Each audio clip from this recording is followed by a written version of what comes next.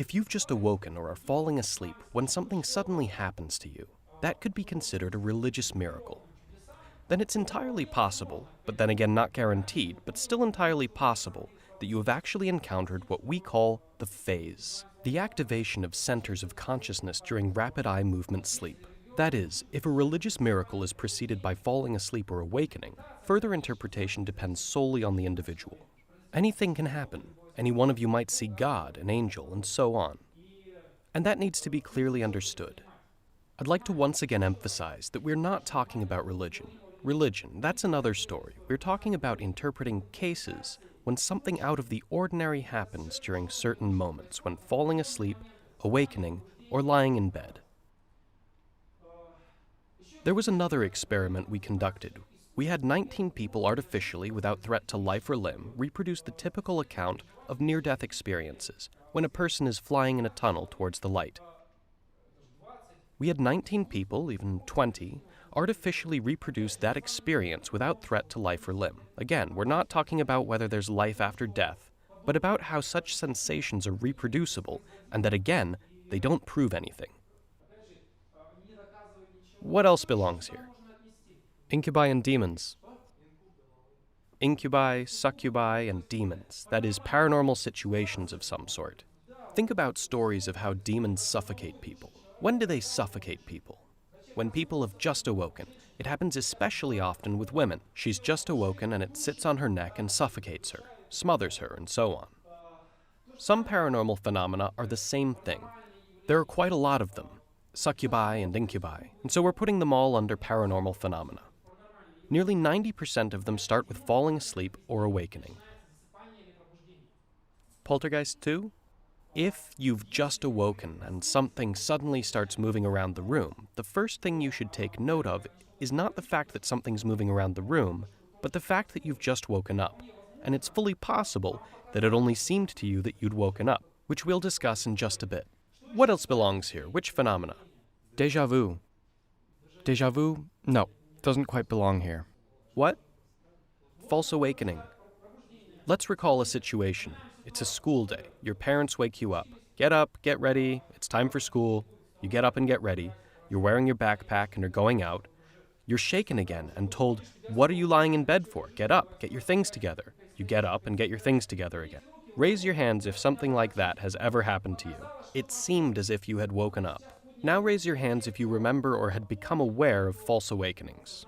In fact, you can get up at night, do something, go back to bed, and not know for the rest of your life that in fact you hadn't woken up or done that. You might simply wake up, turn to your side, and go back to sleep, not even knowing that in fact you hadn't turned over physically. Up to a third of your actions and sensations after waking up are not real. So we're also writing 90% for false awakenings, but in fact everyone encounters them repeatedly, just about every time, nearly every night. What else goes here? Communication with the deceased. Well, it depends on what situation. If it happened upon awakening, for example, or when falling asleep, or when you were lying down and you suddenly saw the deceased, then that's the phase. But we won't be concentrating on that. Raise your hand if you've ever been lying down, or just woken up, or been falling asleep, and suddenly realized that you can't move. Raise your hand if you've encountered so-called sleep paralysis. Thank you. Why does paralysis fall under the phase? First, a substantial number of out-of-body experiences, astral travels, alien abductions, and so on, start from paralysis. Many even believe that to achieve an exit from the body, you need to achieve paralysis first. You can look at it in two ways. But why is sleep paralysis a sign of the phase? Because sleep paralysis is always there during REM sleep. One of the signs of REM sleep is sleep paralysis. Every day we're in it about 90 minutes, every night. But we don't remember it. Why not? Because we're asleep at that moment. And if we suddenly feel sleep paralysis, that means we're conscious, and we realize we're paralyzed. Paralysis itself speaks to the fact that we are in REM sleep. That means we have the main signs of the phase. That is, it is easy to turn sleep paralysis into out-of-body travel, lucid dreaming, and so on. There's another interesting case. Raise your hand if you've encountered the following situation. You're also lying down, maybe you've woken up or are falling asleep, Maybe you look around your room and suddenly realize that your eyes are closed. Raise your hand if that's happened to you. That is, you suddenly realize you're seeing with closed eyes. Aha, about 6 or 7 people raised their hand.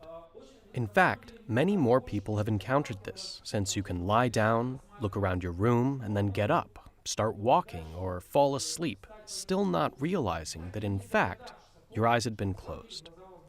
That is, realistic enough sight arose, and that's a typical sign of a 100% phase.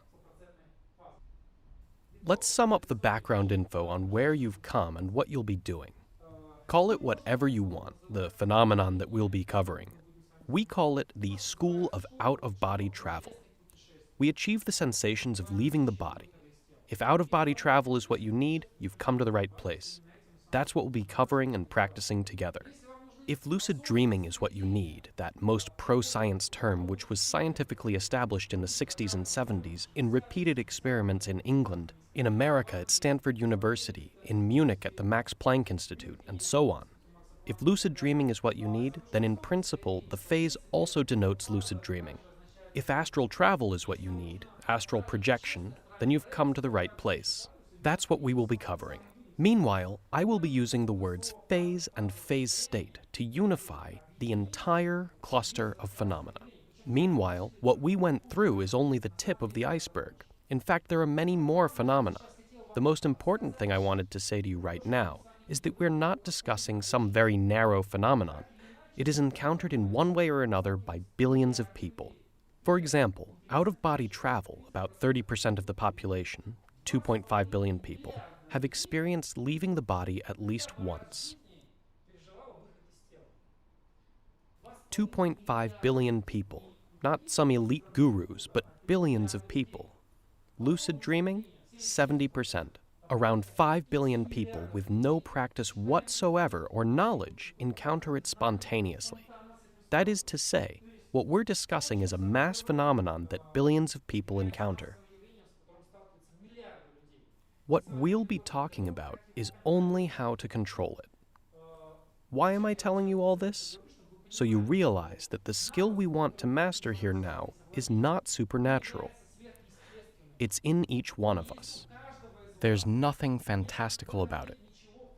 Sure, this practice may, in various esoteric, mystical, and occult movements, be called different names, and be considered an extrasensory ability, and so on and so forth. Meanwhile, it is often the highest level you can reach. But I think that this thing is within everyone's reach. There's nothing unusual about it. And as soon as you realize that, it will work much better for you. You'll be ready for it. Because when you come and expect that you'll be learning something supernatural, something only the elite can reach, then you won't be confident in your actions, which will have an effect on your results. We constantly see manifestations of the phase around us. It has indirectly had an enormous effect on all of humanity. Religion also affects politics and the fabric of our worldview. The phase is also indirectly present right now. It's this kind of behind-the-scenes player in our history and culture that for some reason it's improper to discuss. And if you take it up, you'll be considered crazy, strange, weird, a fool, and so on and so forth. However, the phenomenon is quite widespread. And so if I say the phase, but you need is lucid dreaming, that's what we're talking about. If I say the phase, but what you need is out-of-body travel, that's what we're talking about. If what you need is astral projection, but I say the phase, we're talking about astral projection from your point of view. You might not agree with me with that point of view. Once upon a time, about 10 to 15 years ago, I would have gotten into a fight with anyone who told me that the phase unites all those phenomena. Because I thought that I was having lucid dreams and out-of-body travels where I really left my body, as well as astral travel. I would have gotten into a fight with anyone who told me it was all one and the same. But when you have the experience hundreds of times, thousands of times, when it goes on for years, when you see how thousands of people tell you about it, you see some patterns. You frequently realize that there might be different names for the same phenomenon. And to finish that thought, I would like to say that lucid dreaming practitioners, out-of-body travel practitioners, and astral projection practitioners use the same techniques. But for some reason, some say they become conscious while dreaming, others say that they leave their bodies, while still others say that they enter the astral plane. They use the same techniques and experience the same sensations. Therefore, it's quite controversial to what extent these are different phenomena. What will we be covering here? We have 3 lessons. It's 48 hours, that is 2 nights. So that over these 2 nights, over these 3 lessons, you'll be able to do it. Not sometime in the future, not 10 years of training, but in the next few hours. Many of you will experience the phase in a few hours. And our goal is to make it so that you can learn as fast as possible how to do it. To learn what it's needed for, what you can do with it, and how to control it.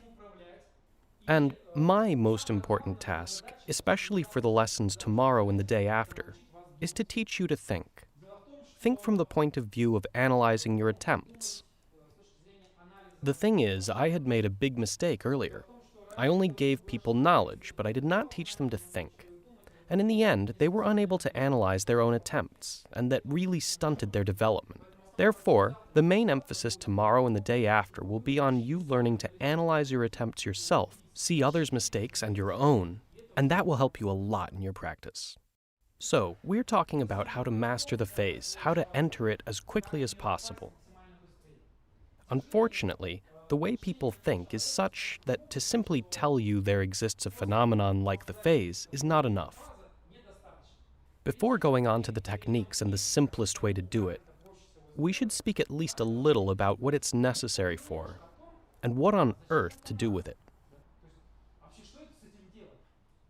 Looking ahead, I would like to say that we'll be touching upon some of the most important points tomorrow and the day after.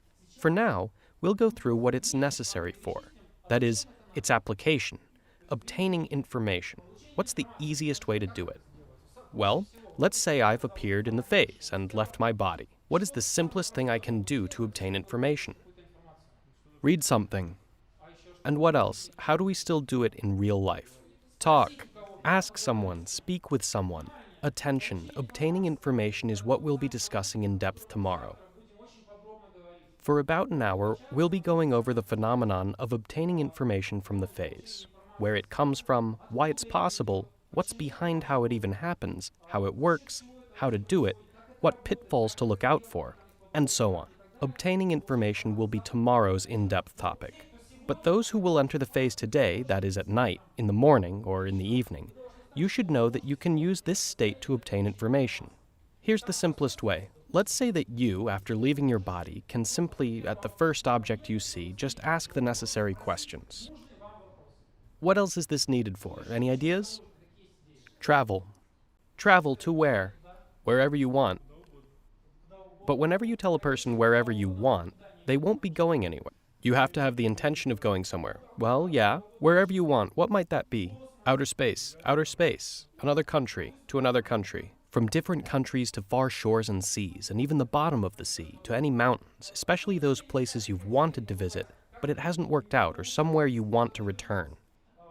The most interesting and unusual experience is to appear in outer space while in the phase. This is not a computer screen image with galaxies, stars, and nebula. When you see it with your own eyes, the sensations are completely different. Time travel also belongs here.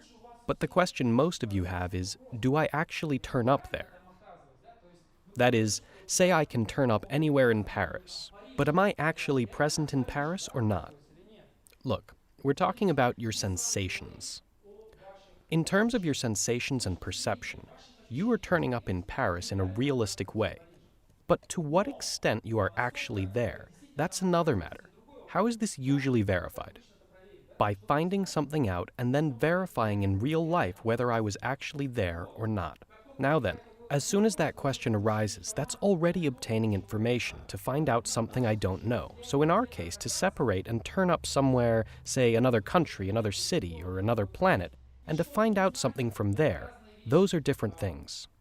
The most important thing I will be fighting against all 3 days is that you have a certain notion regarding where you've come from and what this is for. That's over here. That is, you think it can be used for this or that, it should be like this or should be like that. There's such a thing as the real practice. It's over here. Your expectations are often over there, but the real practice is over here. And I will have to always pull you over so you realize that whatever you might expect after having read a lot or thinking too much, there exists the real practice. Where do those expectations come from? From our beliefs about the world, living in the physical world. And you are trying to bring the rules of the physical world into a completely different space. And that's why for you, turning up in some place and finding something out, in real life, they are indeed tied together, but in the phase they're completely different things. When it comes to translocation, you might turn up wherever, but obtaining information from that place and its congruence with reality, that's a completely different matter. Therefore, clearly understand that when I speak of travel, I'm speaking of journeys of sensation.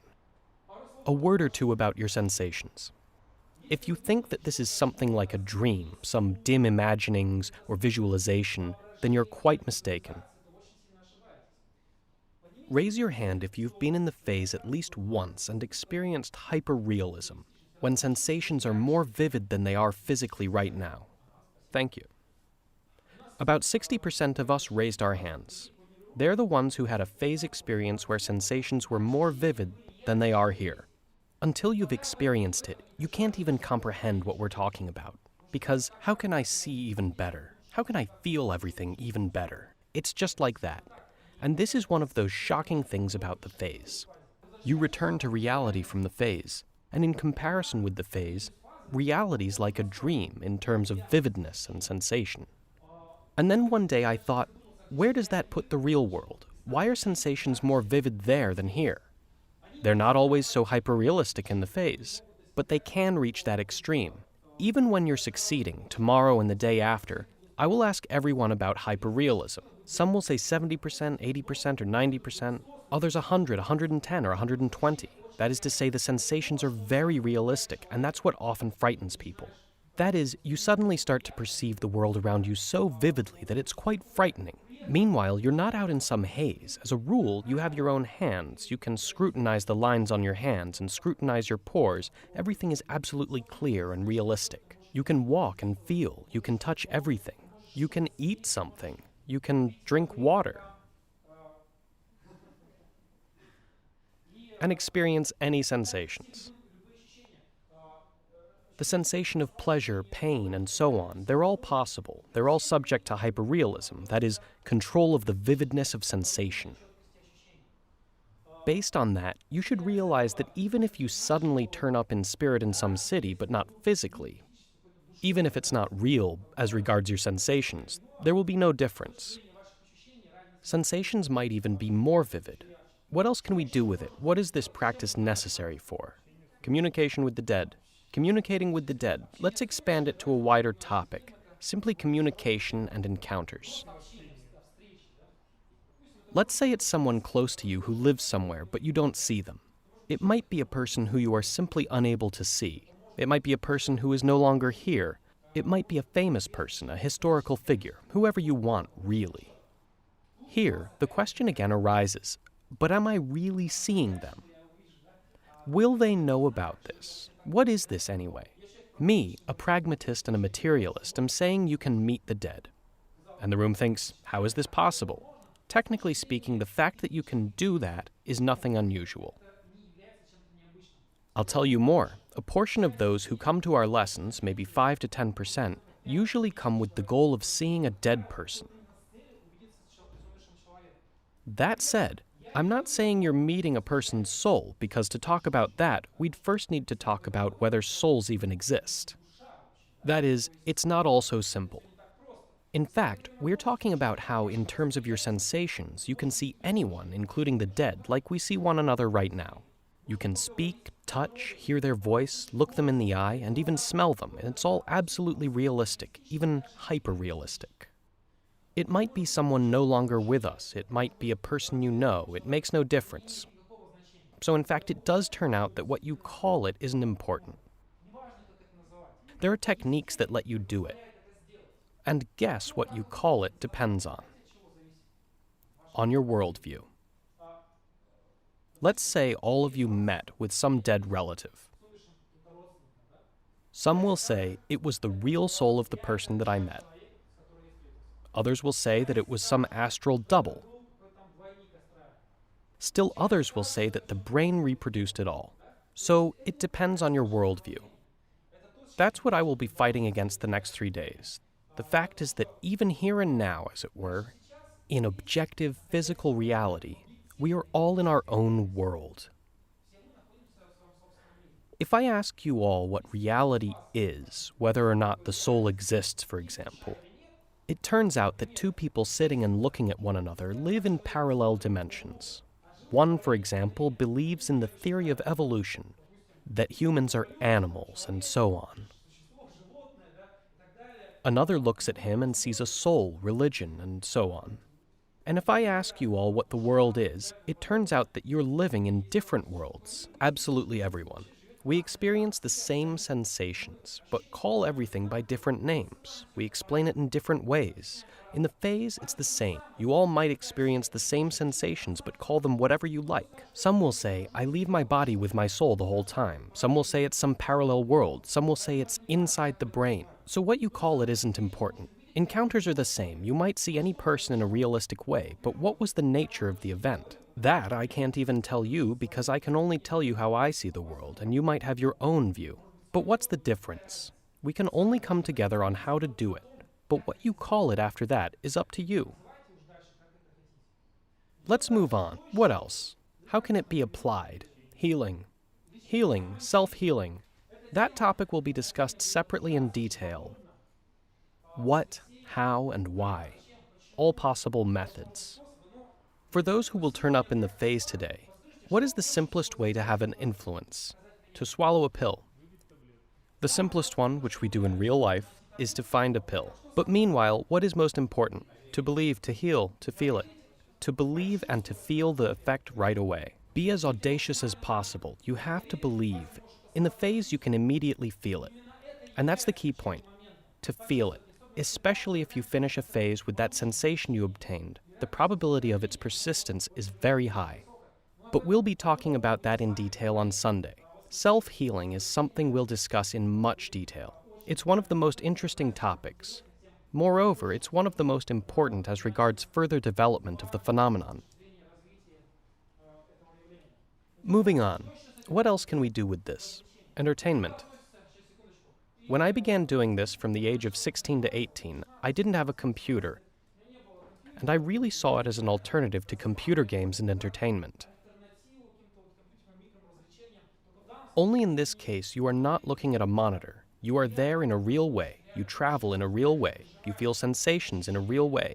And it may well be seen by young people as an alternative to computer entertainment. What else falls under entertainment? Flying and morphing into other beings. Right, flying and morphing. If somebody's on a diet and isn't allowed to eat something, in the phase they can. Some dream of taking a Ferrari for a spin. In the phase, you can do that. Some might want to feel what being a panther is like. In the phase, you can morph into a panther with your sensations. However, it's not that you'll be running around on all fours and think, I'm a panther, I'm a panther. You will really feel your claws and tail. You will control them as if a region appeared in your brain that was responsible for your tail. You will feel it in a real way, ears and fur. You will feel different anatomy and control. That is, you are really morphing in terms of sensation. People often come to this practice with overarching goals, saving humanity, some invention, or helping the whole world learn the true nature of the universe. And suddenly, having turned up in the phase, they realize they can do anything at all. That's when more primitive things become much more important than saving humanity, and so on. In this case, I of course mean sexual experiences. Especially when there's a real-life sexual experience deficit, or when there are forbidden desires. In such a case, the phase is where it can all be had. Meanwhile, please understand these are not just sensations of some sort. It's the full range of all sensations up through orgasm, which may be controlled and may be experienced as a completely separate sensation, and so on and so forth. You should understand that this is also an application of the phase. It's normal to encounter it. You might even have a problem. Every time you enter the phase, instead of doing something useful, you suddenly get dirty thoughts that interfere with your development. In that case, here's some advice. As soon as you run into it, think to yourself, right now, I'm going to do what's most important, and then I'll go back to my adventures. That might save you from not making effective use of the phase. This application really helps in case of fear. When entering the phase, many of you will periodically encounter fear and terror. You might suddenly experience mortal fear or a nightmare. And I've discovered that the best way to stop being afraid in the phase is to remember the sexual application of the phase. That is, all the fear suddenly goes away, and you can easily switch to something more interesting. If you become frightened in the phase and want to cut it short, then recall something very pleasant and you will forget about the fear right then. Creative development. Once in the phase, I suddenly heard the best Rammstein song ever. I was in the phase, I clearly realized I was not in the real world. It sounded so good that no acoustics in real life would allow you to hear such pure, perfect, and high-quality sound. It sounded absolutely perfect. I enjoyed it. It was the most amazing Rammstein song. But what did I realize at the same time? That it didn't exist in reality. You're right. It didn't exist in reality. I was in the phase and I was hearing the best Rammstein song ever. I listened to it and meanwhile was clearly aware that it did not exist in real life. And once I left the phase, I became very upset for having never taken up music. That is, I couldn't write down or reproduce the melody. I then returned to the phase to hear it again. I now know many people who are fond of music and use the phase to that end. This was the first time in my personal practice when I realized the phase can be put to use. You can see, for example, an artist can travel and see landscapes and then reproduce them here. They can see their yet-to-be-painted picture. A sculptor can look at his own future sculpture. An architect can wander around the building she's designing, and so on. This is something usually arrived at by musicians and poets. There's an explosion of creativity and ideas in and of itself. The practice is fruitful for creative people. Look, application is quite a wide-ranging topic. We will be speaking about only what's most important: obtaining information, travel, encounters, self-healing, entertainment, and creativity. Meanwhile, for many of you, it's self-development. For some, it's just entertainment. For others, it's a way to achieve a specific goal. But there is a group of people for whom the phase is the only opportunity to experience simple things we take for granted. In this case, I'm talking about people living with physical limitations, the disabled, and so on. We have an entire database of messages from paralyzed practitioners who are unable to walk or had gone blind. They describe what happens to them when they enter the phase. For people who cannot walk in real life, the phase is the only place that allows them to not only walk, but also fly and experience sensations they are completely deprived of in real life. Meanwhile, what has surprised me most over recent years was how we ourselves are unable to understand how important it is. I always thought that for them, what's most important is that they can experience capabilities that they are deprived of here. That turned out to be a mistake. That's not what's most important. You can find a recorded interview where we spoke with one lady who had gone blind. And when I asked her what most surprised and delighted her, and what shocked her the most, she didn't talk about how she could see again, but of how she had freedom. In real life, she lives in Moscow, where she can't go anywhere. She always needs someone to be there, just to go somewhere or do something. She's always dependent on someone. She's completely dependent. What the phase brings her is not so much sight as the feeling of freedom, that she can get up and go wherever she wants and do everything she wants. That feeling of freedom is much more important than lost sensation. A word regarding those who have gone blind and those who were born blind. 100% of those who have gone blind can see in the phase. As regards to those who were born blind, that's a separate discussion. There are theories, hypotheses, and even preliminary work that such people can see in the phase. However, I can't make a statement on the subject since it hasn't been proven. There's this issue here. Take the color red, for example.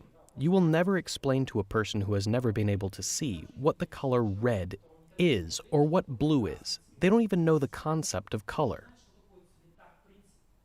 From this list, now choose one task that's most important to you: obtaining information, visiting somewhere, seeing someone, having an effect on your body, or entertainment of some sort.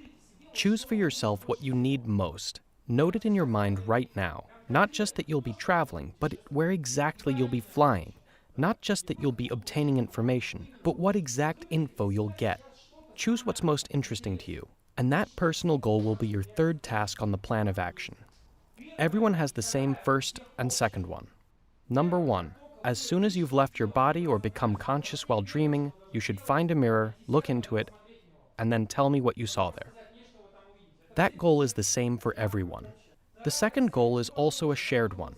As soon as you've looked in the mirror, try to eat something in the phase. Go in the kitchen and you can. Many are slick and put a banana next to their bed so as not to have to go far. Food. For example, you've been asleep, dreaming, and you suddenly realize you're sleeping. What should you do immediately? Let her speak for herself? What needs to be done? Well, say it. What? Look in the mirror. And what's after the mirror? Eat something. We have not been discussing becoming conscious while dreaming, but if you've suddenly realized that you're dreaming, that is the phase, and our plan of action in it is the same so far. 1. Look in a mirror, and then tell what you saw there. 2. Eat something, and only the third is your personal goal. That is what you need the most. Clearly, if you don't need any of this as a matter of principle, then you can immediately start from a personal goal. However, at least during our lessons, I would ask that you follow our common plan of action. And so, we've talked briefly about what this is, a mass phenomenon that has played an enormous role in our history and culture. So far, we've briefly spoken about what you can do with it. We will go into more depth tomorrow and the day after on obtaining information and affecting physiology. We can now move on to how to do it literally today or tomorrow, how to experience it. In my view, this is the most interesting thing that can be experienced. The one thing the phase can compare to in terms of sensation and vividness. Who knows what? What is most comparable to the phase? Perhaps out of the practices out there. Not even from practices, but our lives. Nothing, maybe? There is one. Skydiving, maybe? No, it's much simpler. Euphoria? Keep it simple. What compares to the phase? Even simpler. Reality. Reality. The one thing able to compete with and compare to the phase is reality. There's a reason I said the practice of the phase allows you to live in two worlds, to the utmost. The one thing the phase compares to is reality. That's the one thing it can be compared to reality. We'll now start discussing how to enter that reality, how to do that, and how to control it. Here we run into yet another preconception. Let's put it right here. The preconception is that it's very difficult and very long. Sometimes you open a book where it says 10 years of side practices, preparation, all kinds of energies, then maybe you may proceed into this practice. Quite often, when an author, some person or teacher does not know how to do it, they simply say it's dangerous, don't go there, and so on. They usually say that when a person does not know how to explain it, how to do it. And in order to brush aside any questions, they tell you, it's bad, it's dangerous, don't go there. I always raise the following argument. I've been doing this since the age of 16, and I'll be 32 next week. I've practiced it for half my life, and I've experienced it 1,000 times. I stand before you. I'm in one piece. I'm still alive. It's the same when you're asked, but is it possible not to return from there? I always ask, whoever told you that they never returned from there? Where is this man who's telling everyone that he never returned from there? It might seem that you can't return from there. When you encounter sleep paralysis on the way out, it feels like you're dying. But it all might just seem that way, and nothing more. That is, the practice is safe and it can be learned quickly, in fact. But there are a lot of stereotypes that it's dangerous, long, and so on. That's all total nonsense. By 1 o'clock tomorrow, I won't be making predictions, but many of you, by 1 o'clock tomorrow, even if you have never experienced this in your life, will come across it tomorrow after one night. The point is that if you do everything right, it's nothing hard. I'm often accused of having an inborn ability, a predisposition. That's total nonsense. Once I tried to control it, I was at first successful once a month, once every 2 months, and then more and more frequently. I didn't develop some skill, I gained knowledge. If you gave the 16-year-old me the same knowledge I have now, everything would have worked for me with the same success rate as now. That is, it's not a matter of whether or not it can be done, but how correctly it's done. You are absolutely correct to note that it works much better for some than others. But I'm one of those for whom it works worse. I sometimes see people at our lessons who come without knowledge of experience, and then in a few days or weeks, they achieve in an absolutely real way practically the maximum level that can be achieved. It took me many years. A word about the effectiveness of techniques and how often this can be done. Not only can this be achieved in a single night, even if you've never done it, it can be done several times in a single night, on the very first night. There are many such cases. There was a case when a man came who had never known anything or ever tried, and the first night, out of 8 of his attempts, 6 were successful. That's an example of how effective it can be. Everything depends on what you do, how you do it, and when you do it.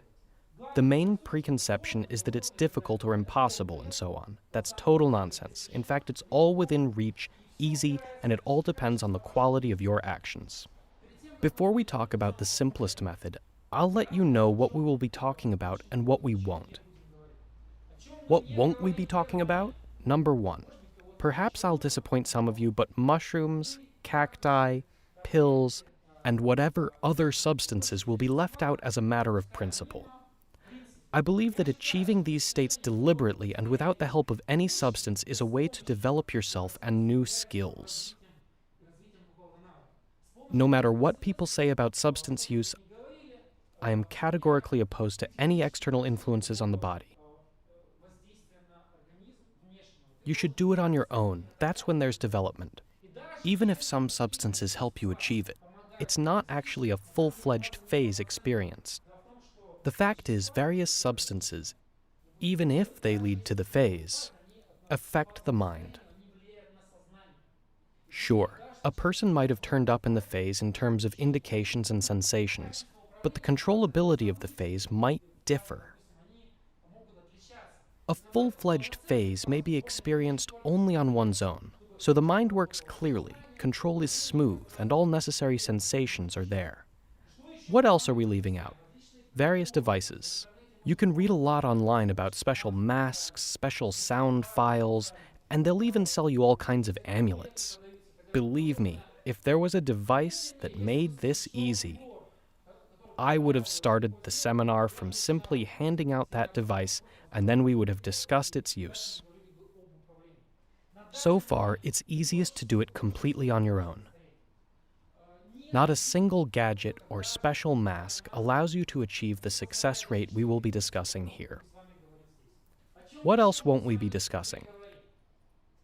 Despite the fact that becoming conscious while dreaming is a form of the phase, and one of the most common ones, how to become conscious while dreaming isn't something we'll be discussing directly in class. There are 2 main reasons for that. First, despite the fact that we will not be discussing it, up to 1/3 of all the results of our lessons will still come from becoming conscious while dreaming. So, it's like a bonus. Every technique we discuss will have becoming conscious while dreaming as a bonus, so no need to discuss it separately. Second, we are unable to focus on being conscious while dreaming. The techniques themselves and mastering them require much more time than 2 nights, much more time. So you have the textbook if you need it. It's on the website. There's an ebook version that describes in more detail how to become conscious while dreaming and how to realize you're sleeping. But we won't be discussing that in class. Meanwhile, do keep in mind that if you suddenly realize you're sleeping while in a dream, you've already entered the phase. That's considered the phase. There are two basic methods we'll be discussing. The direct method, when you lie down in bed and immediately try to exit the body, and the indirect method, when you wake up and regardless of how much you slept, you try to exit the body. Those are the two basic methods we'll discuss. The direct one, when you lie down in bed or on the couch and try to leave your body, and the indirect one, when you've woken up after sleeping and try to do something. Today we'll be discussing the easiest method, the indirect method, performed when? Let her speak for herself. After sleeping, upon awakening. I'd like to tell you a secret right away as to why the indirect method is the easiest. First, it needs to be said that it's the indirect method that allows for the successful existence of our website, school, and books, because it's mainly thanks to it that most experience is obtained. It was mainly disregard for the indirect method that made our subject out of reach for so many years. Many believe that leaving the body is when you lie down, do something, and leave your body. But in fact, those techniques are quite difficult. We will be speaking of them separately, and they have some finer points. But it's much easier to experience the phase using the indirect method, actions upon awakening. Here's the secret. When you lie down for the direct method and try to leave your body, what physiological state are you in? Wakefulness. In the waking state, you're awake, lie down, and try to leave your body, but that's only possible when there's REM sleep. But when you wake up, in most cases, natural awakening ends during REM sleep or in a state close to that of REM sleep. What's going on? When you lie down, you need to change your physiological state. This is not some guided visualization. This is something serious, achieving REM sleep. Moreover, REM sleep is preceded by non-REM sleep, and that's where tons of difficulty arise. But upon awakening, you've woken up, attention, and you're already in the phase. My task with the indirect method is not to teach you to enter the phase, but to teach you to realize it. Because when you wake up, you're already in the phase. When you lie down and try to enter the phase, the door's closed. Not only is the door closed, you're also going up to the wall and banging your head against it. With the indirect method, you wake up and the door is already open. My task is to show you where that door is and where to go. Upon awakening, it's not necessary to create the phase. All of you already have it. Everything we say now about the indirect method is not about creating the phase, but its realization. Once you realize that, your actions will be extremely effective. Believe me, entering the phase upon awakening. You know, I used to be able to do it once every few weeks or few months.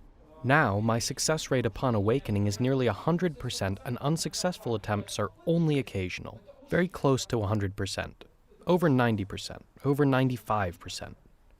Unsuccessful attempts upon awakening now surprise me just as much as successful entries into the phase used to.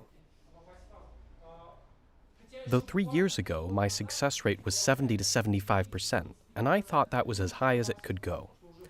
It turned out that wasn't true. So, the essence of the indirect method is not to enter the phase upon awakening, but to use the phase upon awakening. Where do we start? There are a few preliminary points.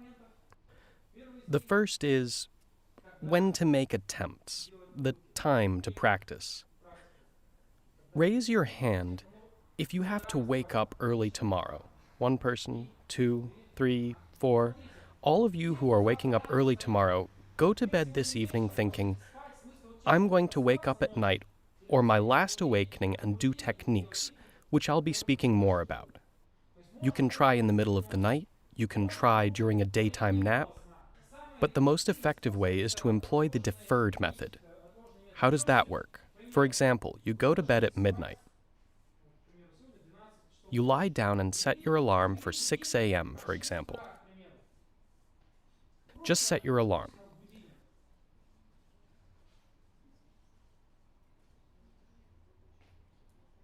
Until 6 a.m., we just sleep. and don't do anything. Ideally. In fact, attempts can be made before 6 a.m. too. You wake up to your alarm at 6 a.m., walk around for 5 minutes, get something done, read your notes, go over your plan of action, and go back to sleep. You might stay awake from 5 minutes to an hour with the desire to try each subsequent awakening. You might sleep until 8 or 10 a.m., or until noon. The idea is to sleep for a certain period of time, stay awake for a few minutes, and then go back to bed thinking, I'll wake up right away and try. You fall asleep thinking that, wake up, try, and whether it worked or not, you fall back asleep thinking, I'll wake up and try again. You wake up, try again, and whether it worked or not, you think, I'll fall asleep now, wake up, and try again. That way, you sleep all morning and make the max number of attempts. If you don't fall asleep, then don't stay awake as long. If you sleep too deep, then stay awake for up to an hour, not just 5 minutes. If you don't fall asleep, then wake up, say, at 5 a.m., not 6. You can still get something done. You can get something done or just work on something. Meanwhile, 6 hours is our interval, 5 to 6 hours. The idea is to set it up so you don't get enough sleep by 2 to 3 hours. For example, you sleep a maximum of 8 hours, lie down at midnight. What do you set your alarm for? 5, 6. 5 to 6 hours. That is, not get enough sleep by 2 to 3 hours. If you usually wake up at 10, if you sleep 10 hours, what do you set the alarm for? For 7 or 8, 7 or 8. Michael, a question. Between 6 and 8 or 10, do we set the alarm again? We wake up with our alarm once. We wake up, go over our notes, what we have to do, and go back to sleep thinking, I'll wake up right away and try. We fall asleep and wake up on our own, using willpower alone. Meanwhile, we also note that when we wake up, we must in fact get out of bed. We wake up to our alarm, get up, walk around, and lie down. That means one needs to wake up, get up, walk around, and lie down. Many think, I'll wake up, turn off the alarm. I've woken up after all. And fall back asleep to make attempts. The too short awakening will cause subsequent sleep to be very deep, and the intention will not stick. Why is this necessary? What is the deferred method used for, and why is it so effective?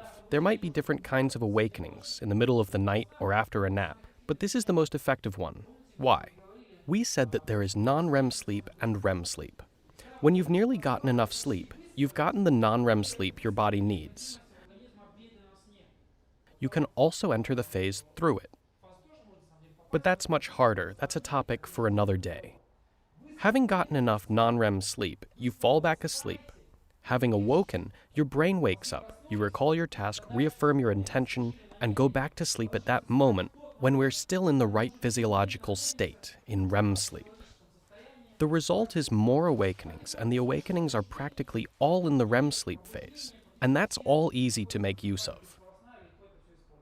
That's why it's mandatory for you tomorrow. The deferred method is mandatory. We will be going over it many times. You will remember it well. It's what allows you to make several attempts in one morning, and will allow many of you to enter the phase several times. If you succeed at entering the phase, think, great, now I'll fall asleep, wake up, and try again. Question, can you eat or drink between 6 and 6:05? Or doesn't it matter? Yes, for example, if you sleep poorly, I'd recommend eating simple carbohydrates, something sweet, so you're pulled harder into sleep. You can walk around for up to an hour if you know you can fall asleep again in an hour. You can wake up and do something for a whole hour, do something, eat breakfast, whatever you want. But no eating meat. What? Why not eat meat? I never said anything about that. Eat whatever you want. I believe everything depends on awakening and what you do upon awakening. But all of these preconceptions as to what you can and can't eat, which direction the bed should point, and so on, they all come from the fact that people make mistakes, but think that they're doing everything correctly. Someone says it's not working out because they ate meat. Meanwhile, they make a ton of mistakes, and instead of fixing them, they start to look for some outside reason. I had a funny case once. I had arrived in Almaty 7 or 8 years ago. The lessons hadn't started yet, but I was approached before the lessons and asked, "Michael, why isn't eating meat allowed?"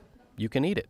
They asked again, "Why isn't eating meat allowed?" "Yes, you can eat meat." The lesson begins, and there was a woman there, a huge, sturdy one, and she gets up and says, "Michael, why didn't you allow us to eat meat a whole month before the lessons?" And I say, "Beg your pardon?" It turned out that the organizers who signed people up told everyone who signed up a month before, "Right, that's it, we're not eating meat, otherwise nothing will work out." And people didn't eat meat for a whole month. Obviously, some will not eat it and think it's beneficial, but there are people who eat it every day, and they felt very bad. But the complaints were directed at me, naturally. All because the organizers had somehow concluded meat was forbidden. In fact, that's a misconception. Perhaps it has some effect, but your success rate is 90% determined by what you do and when you do it, and how you do it. And so, the time you practice is important. You can try before your alarm, but shouldn't have the set goal of doing it. For example, if you wake up before your alarm and think, "Well, I've already woken up, why not try?" Try. But the task remains to try after the alarm when you fall back asleep. You can also try before the alarm, but there shouldn't be the goal of, "I'll lie down and try all night." That goal shouldn't be there. Your goal, what's most important, is to sleep well until the alarm. The better you sleep here, the better it will work out after the alarm. Don't forget our interval is 6 hours. It should be 5 to 6 hours, 2 to 3 hours before awakening. That is, to not get enough sleep. We set our alarm to not get enough sleep by about 2 to 3 hours. Our next task is to wake up and do something. Admit it, when you wake up often you don't remember who you are, or where you're sleeping. You wake up, your mind hasn't turned on yet, but you should wake up and immediately do some specific actions. The problem of conscious awakening comes up. How to wake up and immediately realize what you need to do. Conscious awakening. Everything's simple here. You just need to fall asleep with intention. That is, fall asleep with thoughts about the practice and attempts. So we fall asleep with the thought, "I'm going to wake up right away and try." We wake up, try, and whether or not it works, we resolve to ourselves once again, "I'll fall asleep now, wake up, and try." That is, the intention to fall asleep. It should also include not only, "I'll wake up and try," but ideally to wake up without moving. That is, to wake up ideally without moving. What do we mean by ideally? Not to move at all? It's not mandatory. The fact is, many wake up, turn to the side, let's say, and that's it. I've already made a physical movement. No point in trying anymore, nothing will work.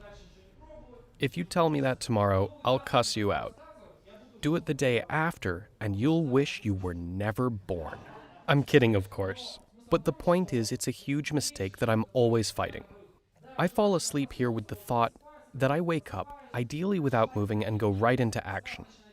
But if you wake up and make a movement by accident, if you're lying uncomfortably and turned somehow, it's not the end of the world. Sure, your success rate will go down a bit, but it will still be high. Moreover, it's highly probable you didn't really move. That is, it only seemed you made a movement. So wake up, and even if you make a physical movement, try anyway. Don't tell me, "I woke up, made a movement, ruined the attempt, and did nothing." The textbook ebook on our site has only one paragraph in all caps, in bold font, that's read too. It's the only paragraph so clearly emphasized in the whole textbook. It says if you wake up and make a movement, you should still try because people stubbornly think it's just a psychological factor, that you wake up, make a movement, and it seems it's all over, you ruined everything. That's not true. We still up and try. Moving on. Attempt time. Awakening. We have here a couple of points seemingly not directly related to actions that are decisive. Your actions upon awakening must be confident. There must be confidence. That is, you don't wake up thinking, "It won't work for me, of course, but I'll try." When you do that, hardly anything will work for you. You should wake up thinking, I'm going to up and do it now. Just woke up, I'm going to up and do it right now. Why is that important? Confidence would seem to be of secondary importance. How can it affect success rates? As you wake up already in the phase, you remember those stories about alien abductions, some kinds of religious miracles, about demons, about paranormal phenomena upon awakening? You remember where they come from. From the fact that you enter the phase by accident, but to the extent you don't control it, it reproduces your expectations. Remember, I said I woke up and recalled that aliens abduct people. And aliens abducted me right then. If I had thought about an angel at that moment, one would have appeared in just the same way. That is, if you don't control the phase, it will reproduce your expectations. If you've awoken with the thought, of course it won't work for me, you won't get anything, even being in the phase. It will reproduce and simulate an unsuccessful phase. How does that happen? At seminars, we constantly run into it. Someone wakes up and starts to do something. For example, someone wakes up on their back, starts doing techniques, separation, and phase entry techniques. And nothing works. He thinks, nothing's working, I'll go back to sleep. And at that moment, he starts to feel that he's actually lying on his side. He's woke up to the sensation of lying on his back. That is, he was already separated and needed to get up and go because he was already in the phase. But nothing worked for him because he lacked certainty. Even if you're in the phase, you won't do anything with it. The phase also reproduced an alien abduction story my first time. In just the same way, it will reproduce an unsuccessful phase entry attempt. It reproduces it in a real way, absolutely authentically and realistically. We have people constantly wake up, try something, nothing works, and okay, fine, nothing worked, so I'll go drink something. He gets up, accidentally walks through a door, or his hand goes through his glass, or he notices something else. That is, he woke up, tried, and then got up to drink something. But he got up and easily separated in the phase. And then he said nothing worked for him. Well, yeah, sure thing. Right, or he got up, drank something, came here, said nothing worked for him, and only then began to realize that he had slept at night but gone for water in the afternoon. Only here was he able to realize what had in fact happened. That happens quite often, at least a few times each lesson. And only when coming here for the second or third lesson do you suddenly realize what exactly happened. The sensations are simply so realistic that you don't always realize it, so it's mandatory to have confidence that I'll wake up and do it now. I'm going to just up and do it. That's a crucial factor. What's next? There should be a certain intensity, even a kind of aggression.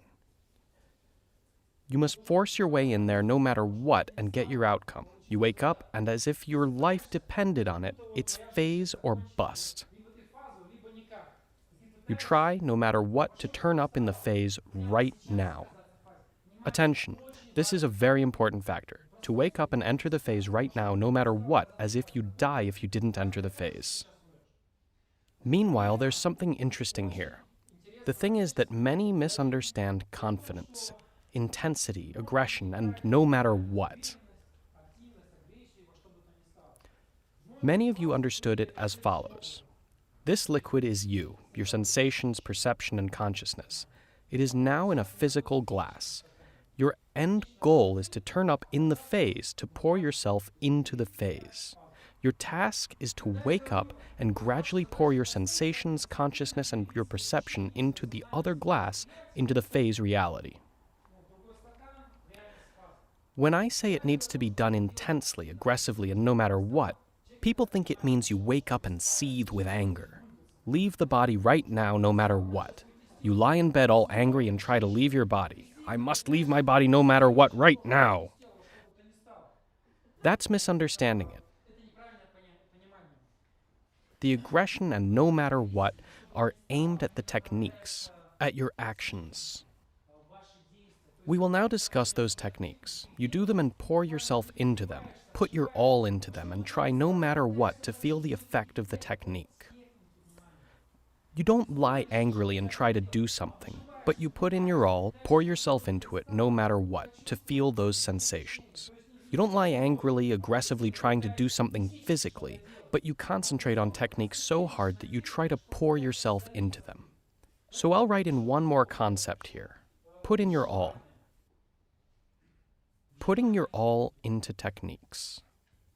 Pouring yourself into techniques. Any activities must be accompanied by no matter what, aggression and confidence.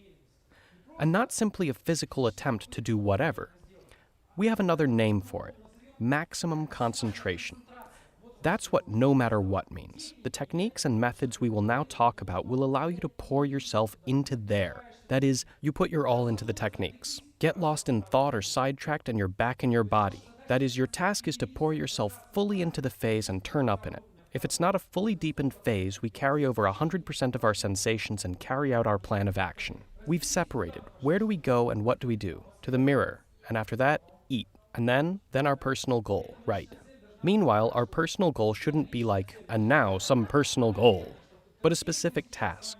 Right now we'll be talking about a personal goal, but in a real attempt you should clearly determine for yourself what the personal goal is. For a start, I recommend using some emotionally charged goals. That is, not saving humanity, but something emotionally charged and simple that you find truly interesting. We will now move on to the procedure upon awakening. What exactly are we supposed to do upon awakening? Tell me, what is the probability of the phase? What will it look like? When I wake up, does it go up? How should I draw the graph of phase probability? All indicators are it goes down. That is, it goes down. Based on this graph, based on the fact that I'm waking up, my chances are at their highest because I've awoken in the phase. What do you think? What should our first step be? When we've woken up? Yes, I've woken up, and what should I do? Use techniques. Techniques. Great, that's one idea. What do you think? Ask yourself a question? No. What actions? I've woken up. Let everyone speak for themselves. What do you think? Me? Yes. Recall your goal? We've already recalled it. We've woken up. What action should we do? We don't move. What should we do? Appear at the mirror. Aha. Appear immediately at the mirror. That is, we immediately accomplish our goal. Absolutely right. Your first goal as soon as you wake up are not techniques, not even separation, like before, but your goal is to appear at the mirror. You wake up and you immediately try to appear at the mirror. Why? Because you wake up in the phase. Who needs separation techniques? Who needs phase creation techniques? You've woken up in the phase. And so first the mirror. How is that done? Focus your attention on the mirror.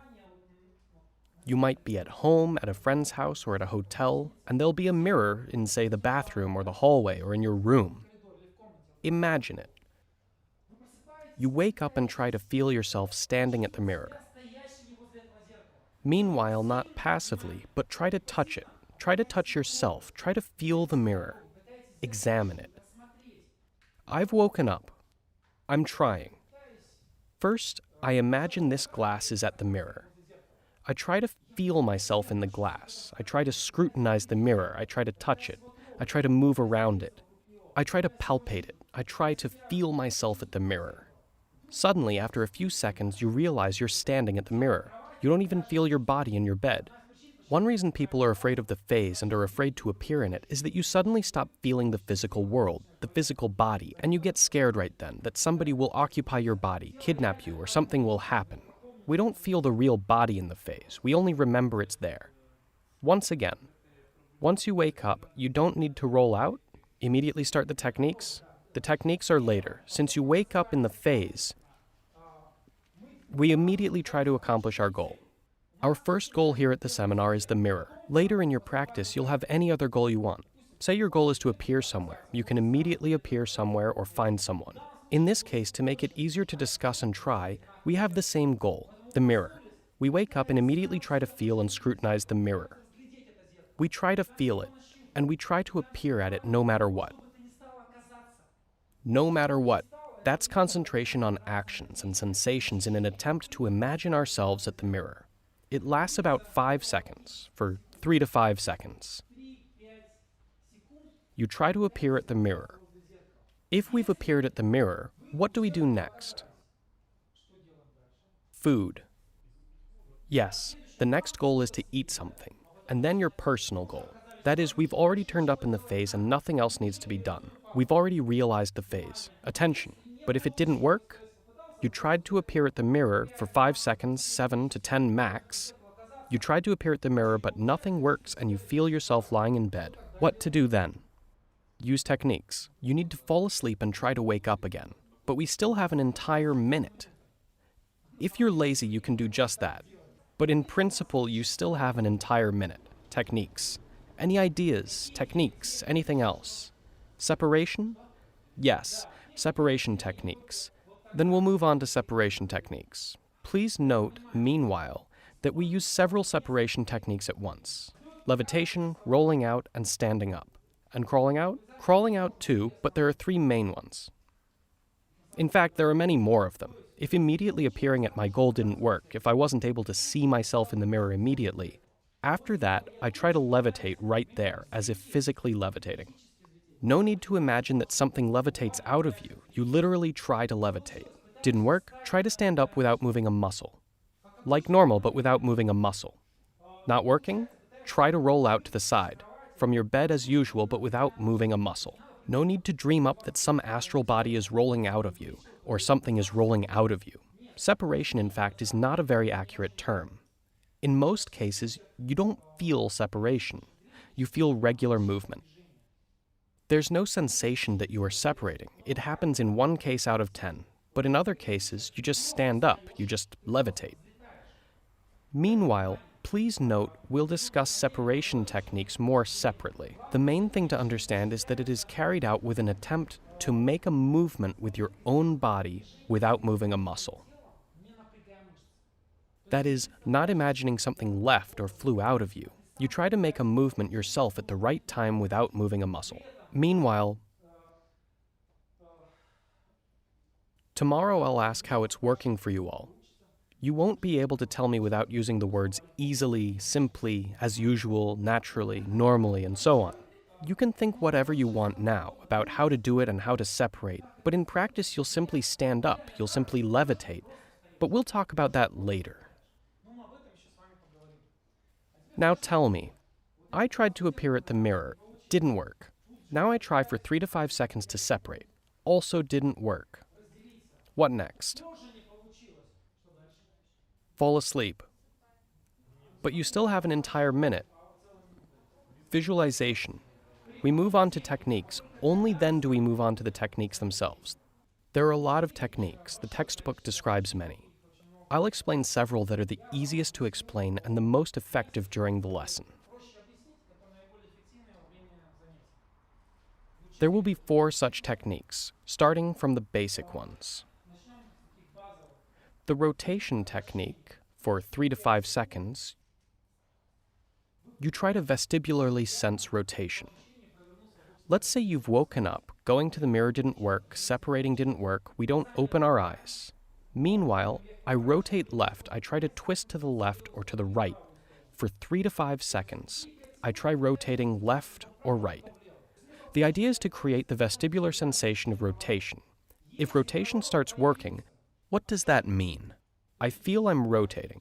What does that mean as a matter of principle? That I'm already in the phase, yes. As soon as you start moving, you're already in the phase. What needs to be done next? Stand up. Yes, just stand up.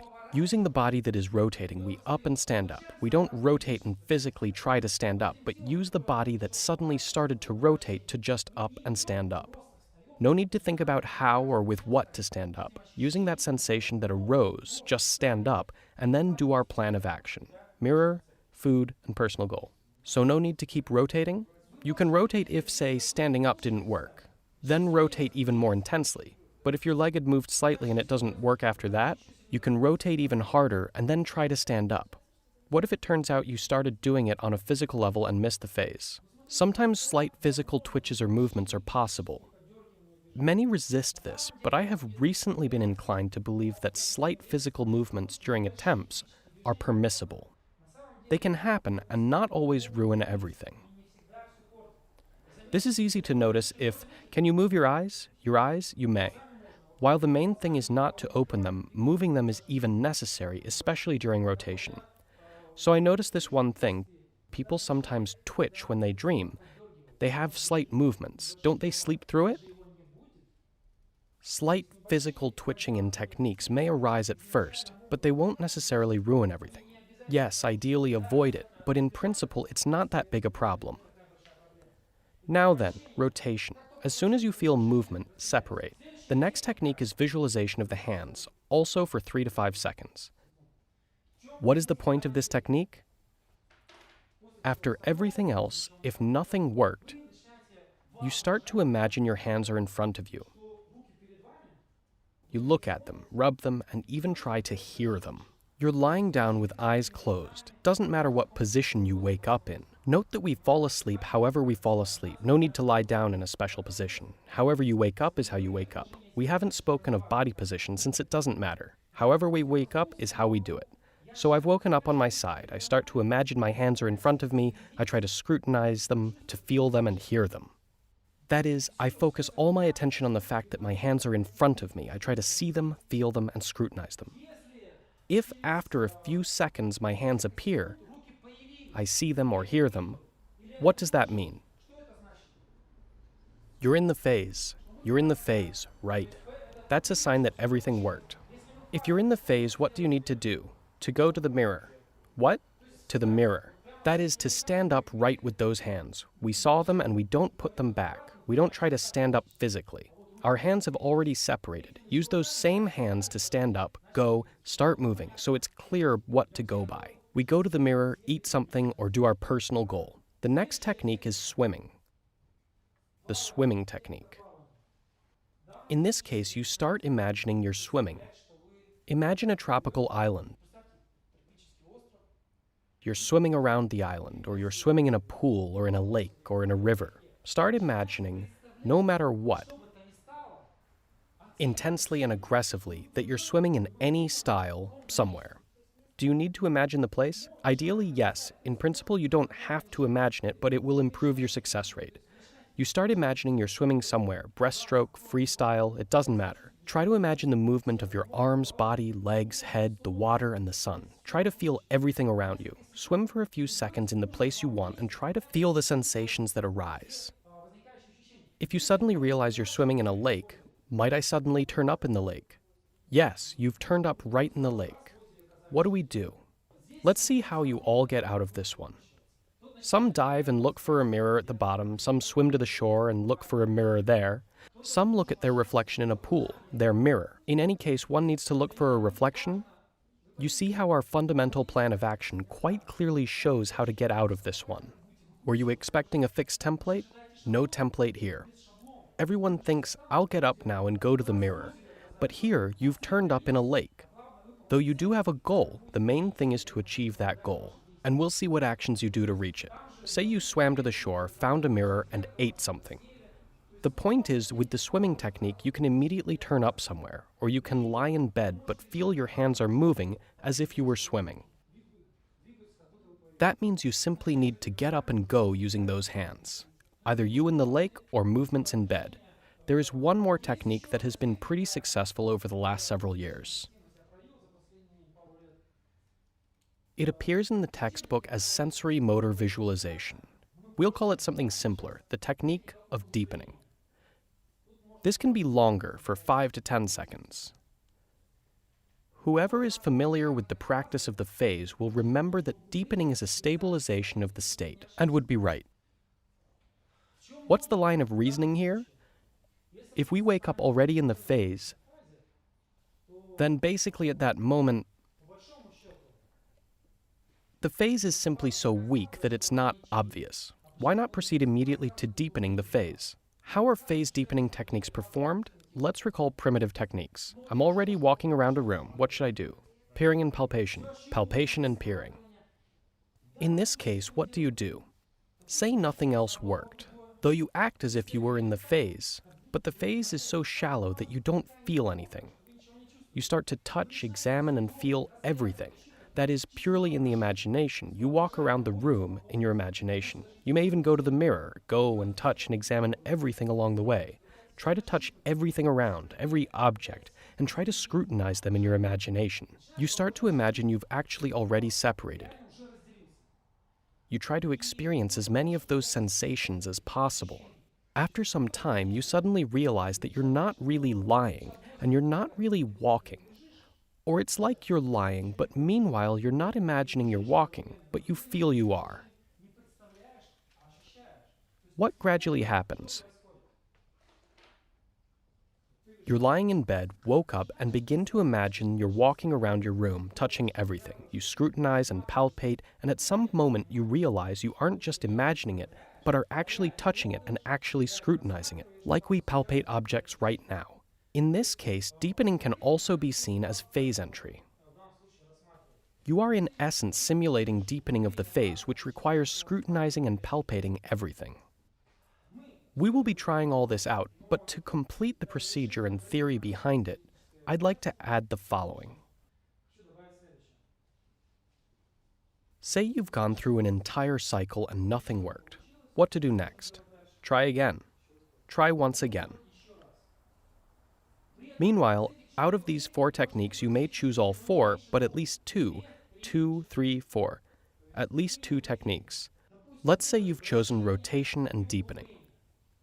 The mirror didn't work, separation didn't work, I do rotation, it didn't work, deepening, didn't work, cycle 1.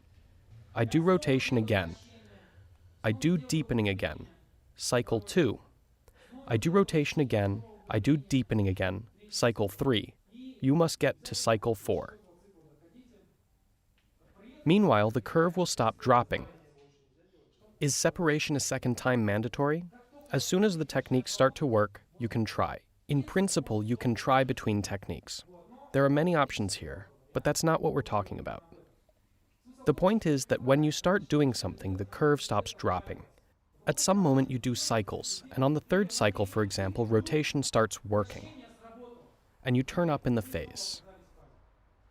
That is, if the technique doesn't work right away, that doesn't mean it won't work a bit later. You have a minute. Now tell me, you tried for a minute, you did cycles for a minute, and nothing worked. What then? We fall asleep. How do we fall asleep? With intention. With the intention of waking up and doing what? And trying again, and trying again. At the very end, when nothing works, or even if it worked, we fall back asleep thinking, I'll wake up and try again. And so, your task is to crank out as many awakenings as possible with these actions. We've talked a lot, but in fact it can be said in a few seconds. Your task is to wake up and immediately appear at the mirror. If it doesn't work, try to levitate, stand up, or roll out. If it didn't work for a minute, cycle 2 or 3 techniques until one of them works. If a technique works, we separate again, and then the mirror, food, and personal goal again. Everything is quite simple. A few words on the preliminary points. One more time, when to do it. If you get up early, go to bed today thinking that you'll wake up at night. Your desire to wake up at night will be enough for you to wake up at night. The human brain does not sleep more than 90 to 92 minutes. You always wake up every hour and a half. You simply might not remember. But you always wake up. That's the physiology of the brain. When you have intention, you will catch awakenings. You can try it after a daytime nap. But what's most important for you is to create the intention to try after your alarm. At 6 a.m., you wake up, create your intention, and lie down with the thought of catching an awakening. If you wake up before the alarm, you can also make an attempt. What's most important is to fall asleep thinking, I'll wake up and try, without moving, ideally.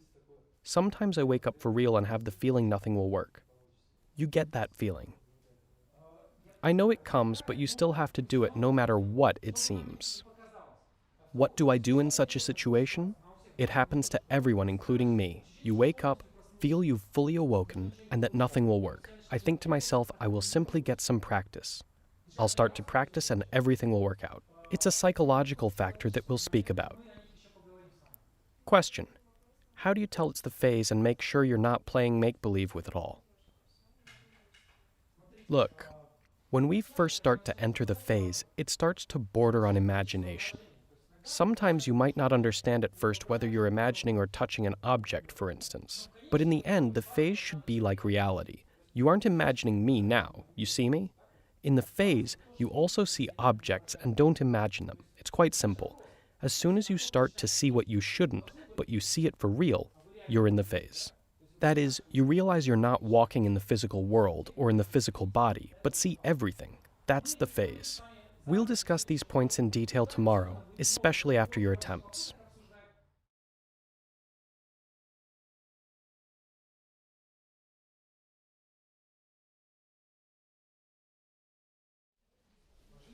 We lie down and close our eyes.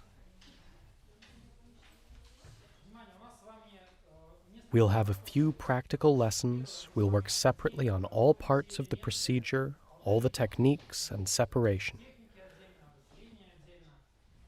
Then we will simulate waking up so you understand what needs to be done. At the very end, in the form of a game, we'll practice and immediately see who understood and who didn't. Our aim now isn't to enter the phase. Our aim is to work on those elements that make up a phase entrance. The first task is to work on the techniques you'll be performing. We'll begin from the techniques themselves and preliminary actions, the very first ones. Our first one was the mirror. Now, on the count of 3, recall the mirror, nearest where you sleep, and immediately try to appear at it. Your task is to work on the skill of trying to appear at the mirror. 1, 2, 3. We try no matter what to feel ourselves at the mirror, standing in front of it, looking at it, touching it and its frame, if it has one, the wall nearby, the floor, and ourselves. We scrutinize from all sides and try no matter what to appear at that mirror. We relax and do nothing. 1, 2, 3, and again the mirror.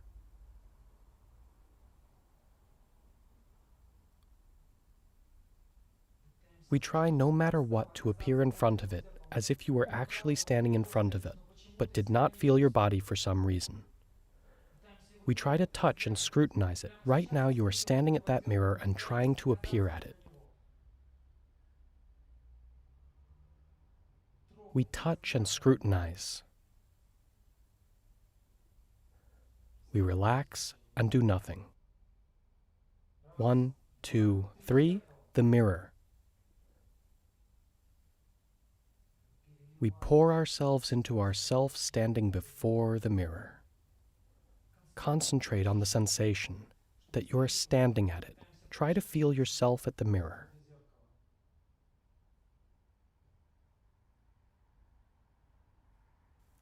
We try no matter what to feel ourselves in front of the mirror right now.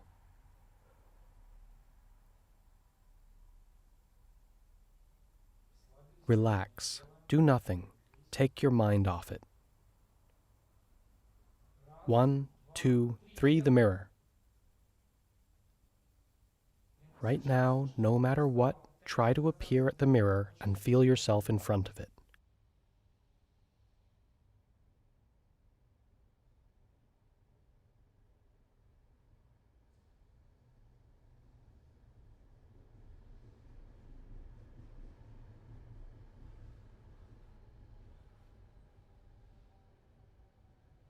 We relax and do nothing.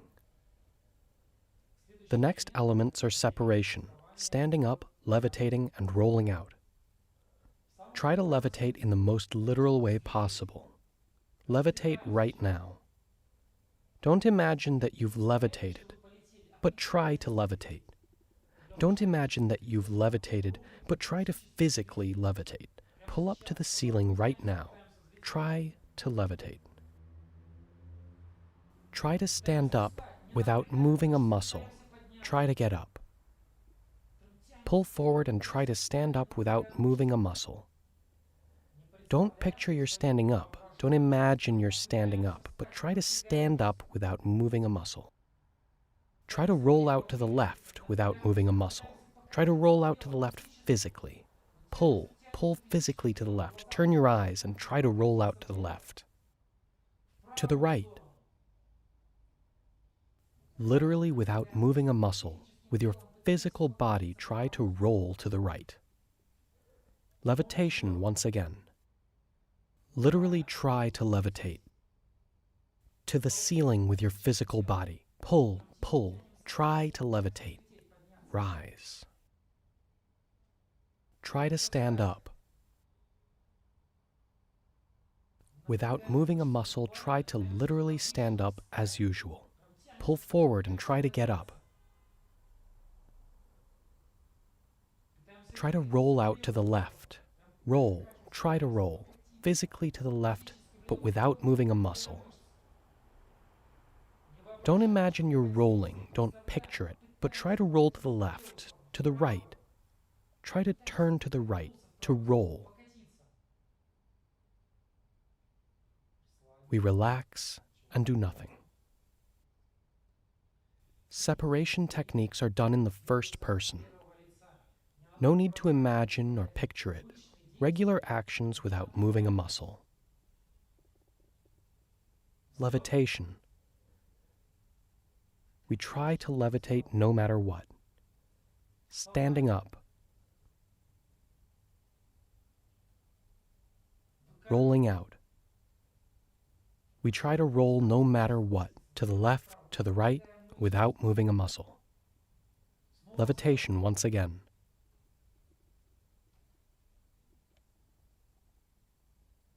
Standing up. Rolling out.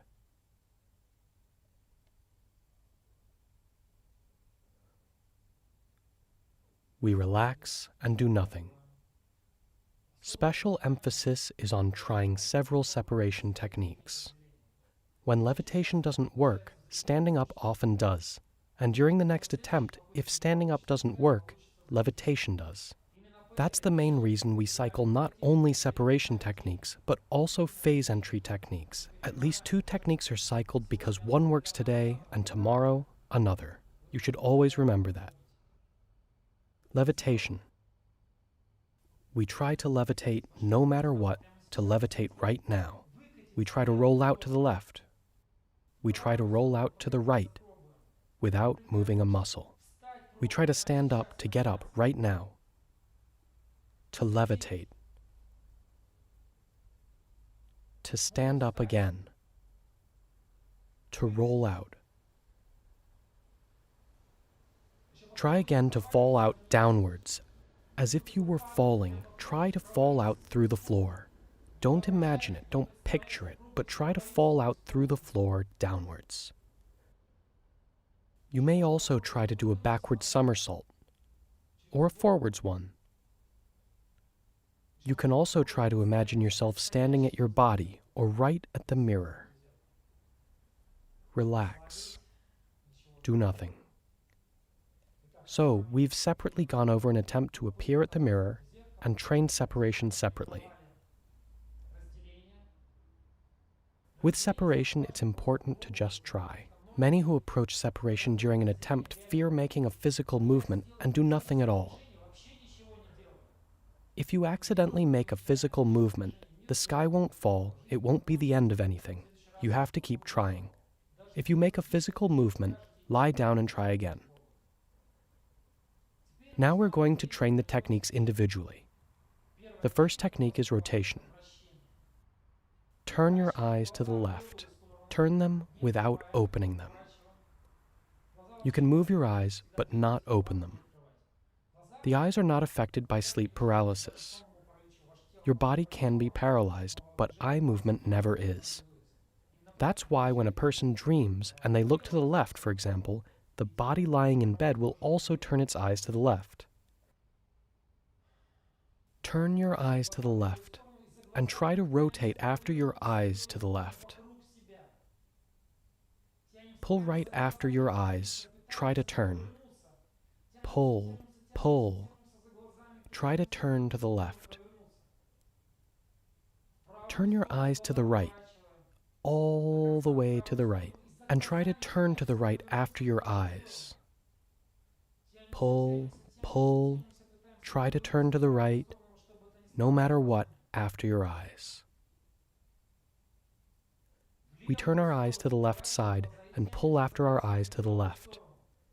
Harder, harder, harder. We pull our eyes, we pull, we turn, we try no matter what to turn to do a complete rotation. If turning vestibularly is successful, accelerate it. If it does not work, try to do a full rotation. To the right, we turn our eyes to the right and pull after our eyes. We pull and try to turn around. Try to vestibularly turn around your head-to-toe axis. The rotation technique emphasizes the vestibular system. You need to provoke your vestibular system and create rotation in your body. To the left, we pull our eyes to the left and try to rotate. We try to do a complete rotation to the left. We turn our eyes to the right and try to rotate around our head-to-toe axis.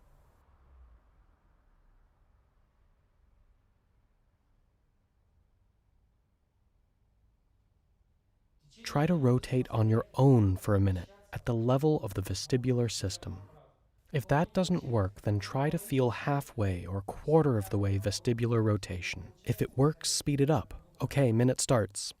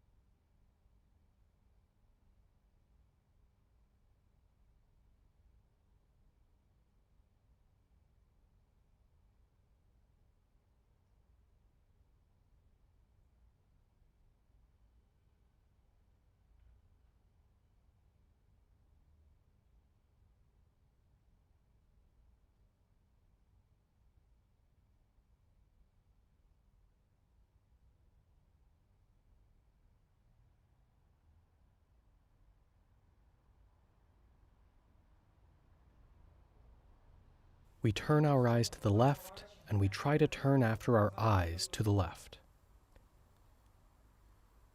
We pull to the right, and we try to turn all the way to the right. Try to do a vestibular turn. So, relax, do nothing. The next technique is hand visualization.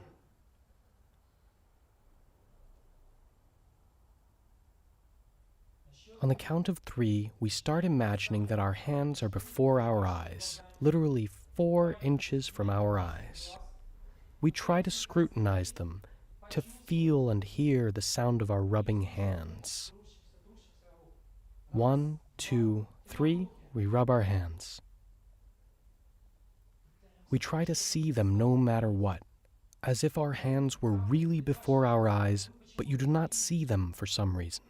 We rub our hands even harder, even faster. We try to hear them. We try to see them no matter what. My hands are in front of me. Where are they? Why don't I see them? Even more intensely, even faster.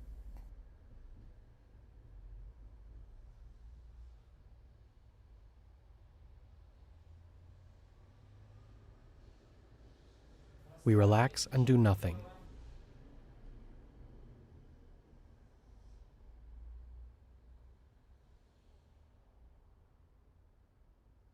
One, two, we rub our hands.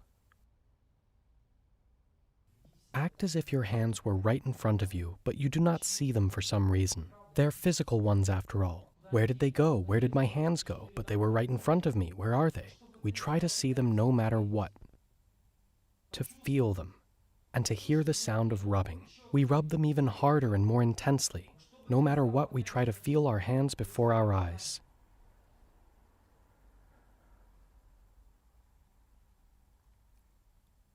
We rub them faster and harder. We scrutinize and peer into them. We relax and do nothing. 1, 2, we rub our hands.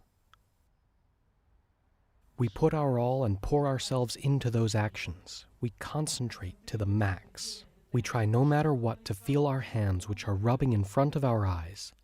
We rub them and try to feel them, to see them, to hear them.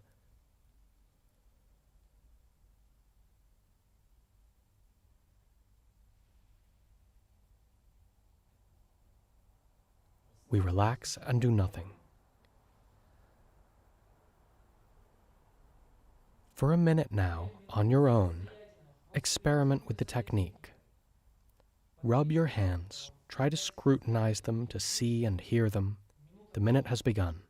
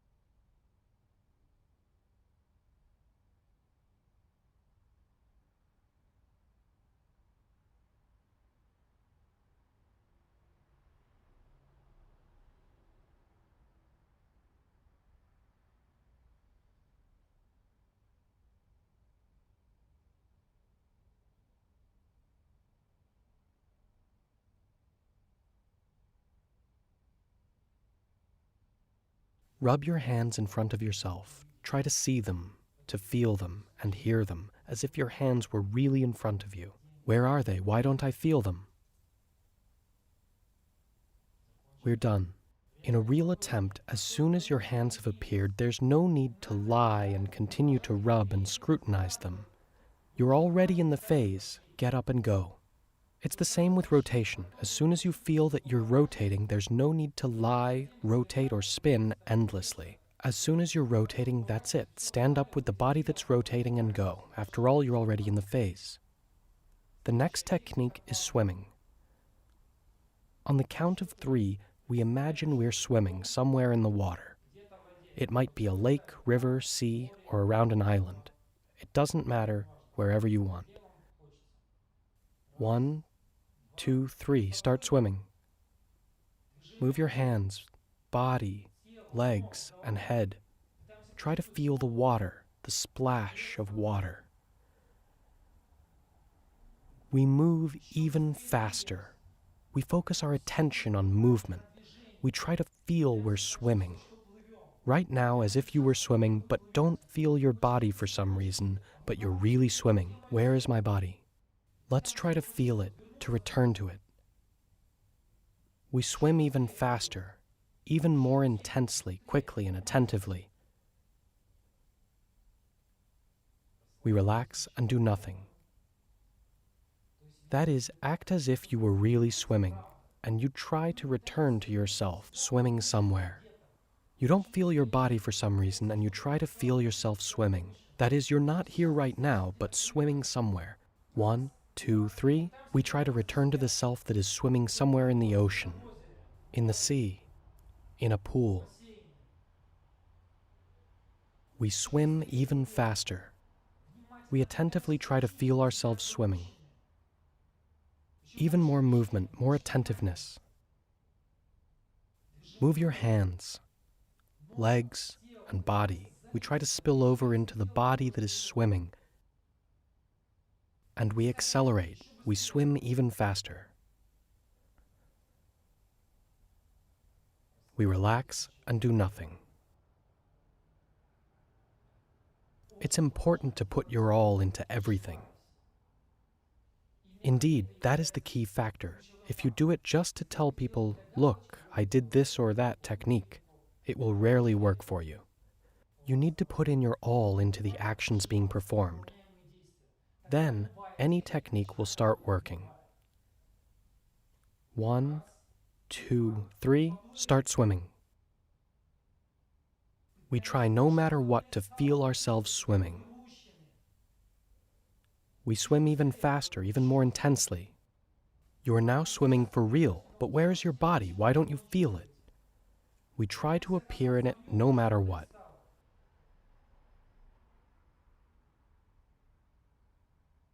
We focus. All thoughts go away and you focus on those sensations. You try to feel yourself swimming. You're all in. You aren't thinking of anything. You're completely submerged in those sensations. You try to pour yourself into them, to put your all into them. You are now swimming. You should be there. We relax and do nothing. For a minute now on your own, experiment with the swimming technique. The key factors are dynamic movement and putting in your all. 1, 2, 3 minute starts.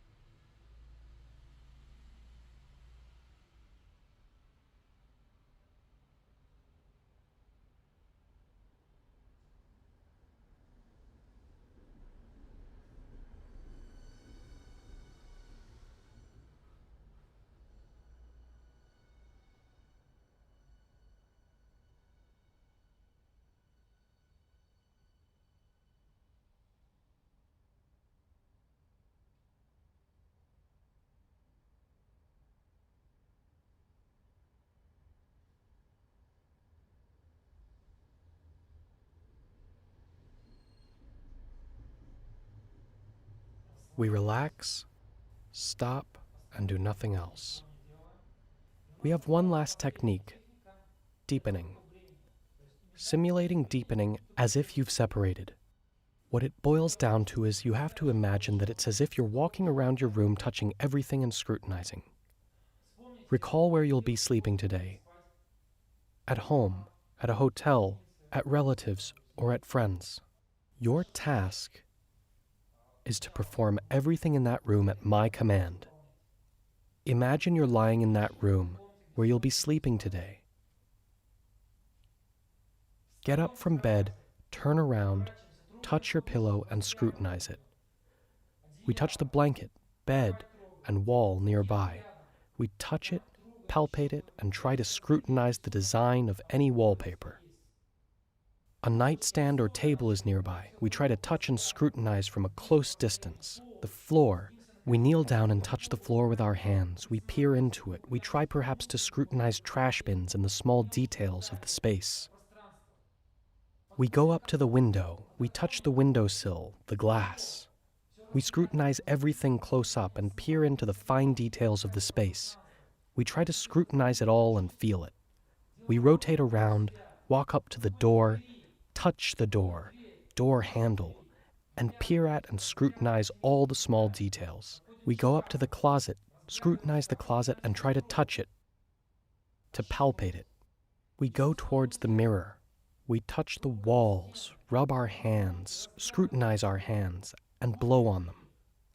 We go up to the mirror, scrutinize the mirror, peer into it, and try to scrutinize objects around it. That's it. We don't do any more. It should be performed more or less in that way, just even more intensely and even faster. The more movements you include, the bigger the effect. That is, try to include as many sensations as possible. When you start to perform this technique, at some moment your imagination will be replaced with real sensation.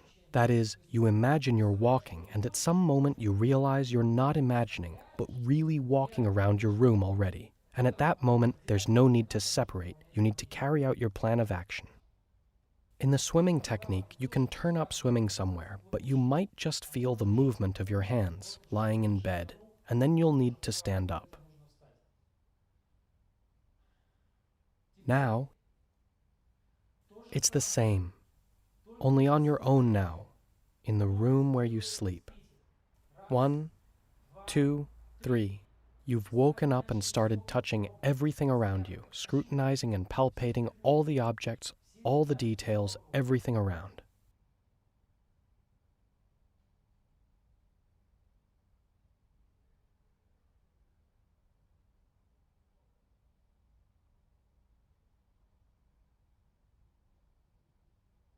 As if you're really walking around but don't feel your body for some reason. Your task is, as it were, to return to that body that's walking around the room. As if paralyzed, you suddenly don't feel anything. Where are my sensations? You try to get them back. You hysterically feel around in your room. You try to scrutinize everything, to return your senses, to put your all into those actions. The key factor is intensity and putting your all into techniques. Once you get that, any technique works. Even more intensely, even faster.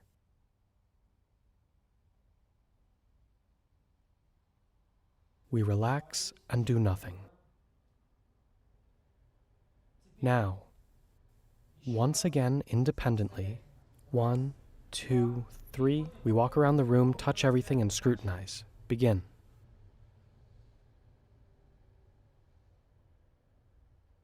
Dynamically, intensely. Attention to details is important, to small details.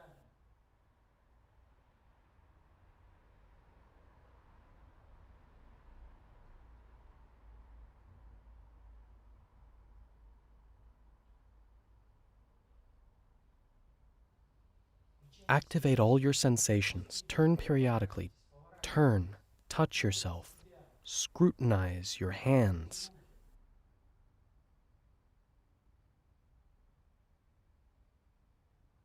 Touch everything even more intensely and quickly. Scrutinize. Try to put your all into those sensations. We try to turn up in that freaking room right now, no matter what.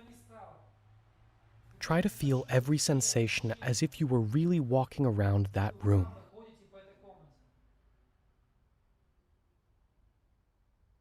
We relax and do nothing. Please note, during a real attempt at night or in the morning, as soon as you suddenly feel you're walking, that's it, you're already in the phase. You just need to carry out your plan of action. You can now change your body position if lying down is uncomfortable. Now we'll put everything together. Our goal now is to fully master the action procedure at the right moment. So it's as if you've come home today and now you go to bed at midnight, for example. You go to bed now. You think to yourself, yes, the alarm is set for 5 or 6 hours, whatever you need to not get enough sleep. And you think to yourself, until the alarm, I'll sleep well. But if I wake up before the alarm, I'll make an attempt. You fall asleep with that thought. You sleep, sleep, sleep. Meanwhile, keep in mind that if you suddenly realize during a dream that you're asleep, that's also the phase. Let's say you've fallen asleep. Sleep, sleep, sleep. You suddenly wake up in the middle of the night and think, why not try? The mirror. We try to appear at the mirror right now. We try to feel it, scrutinize it. We touch it and ourselves at the mirror. We try no matter what to feel ourselves standing at the mirror. It doesn't seem to work. We try to levitate. We try to levitate right now using our physical body. We try to stand up without moving a muscle. We try to get up. We try to roll out to the left, to the right. It didn't work. Now the rotation technique, let's say. We start rotating. We try to turn after our eyes to the left, to the right. It didn't work. Hand visualization. We rub our hands. We try to feel them, see them, and hear them. We rub our hands even faster. It doesn't work. Again, rotation. We try to spin to the left. We turn our eyes to the right, and we try to spin. We turn our eyes to the left, and we try to spin. It doesn't work. Hand visualization again. We rub our hands, try to see them, to feel them. as though you've seen your hands and felt them, standing up again. We stand up without moving a muscle. Levitation. As if it had worked for you. You go to the mirror. Just imagine in your head where you will go, to the mirror, where you will try to eat something. Just imagine. Immediately imagine how you will then carry out your plan of action. Just play it out in your head. Meanwhile, if you separate and walk around and sensations are vague, remember about the deepening technique. Using it stabilizes sensations. Say foggy vision. We start scrutinizing small objects, the small details of objects, and vision becomes clear. Not enough tactile kinesthetic sensation. We start to touch everything and then it comes. And so it's as if it worked for you. You've woken up and you've been returned back. You think, great, now I'll fall asleep until the alarm goes off. But if I wake up, I'll try again. You fall asleep with that thought. Sleep, sleep, sleep.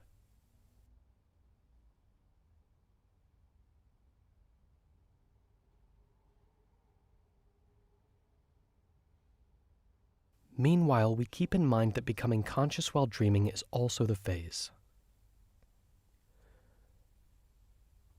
You've suddenly woken up. Why not try now, the mirror?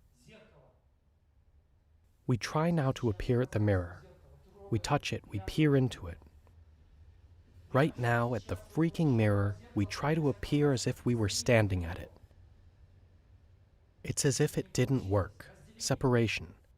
Standing up. We try to stand up without moving a muscle. We try to stand up right now without moving a muscle. We try to levitate. We try to roll out to the left, to the right. It doesn't seem to work. The swimming technique. We imagine we're swimming. We swim, we try to feel the movement of our hands, body, and legs. It doesn't work. The rotation technique.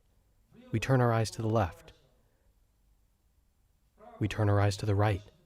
We try to rotate our bodies. It doesn't work. Again, the swimming technique. We imagine we're swimming. We swim even faster.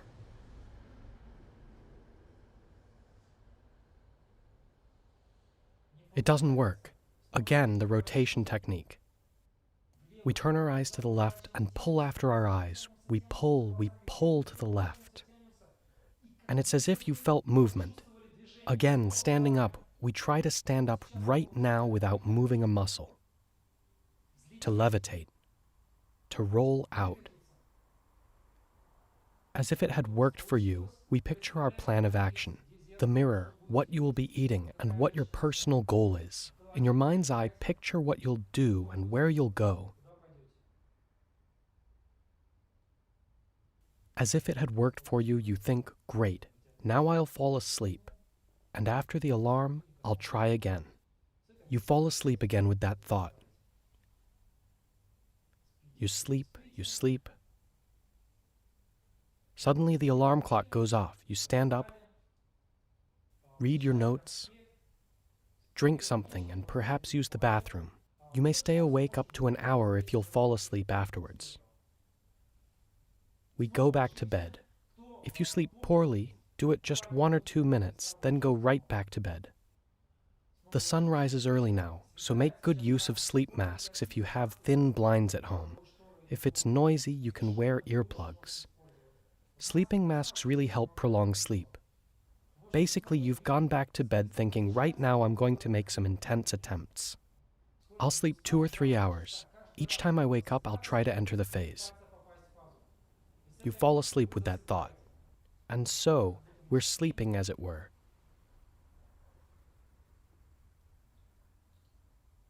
We sleep, sleep, sleep.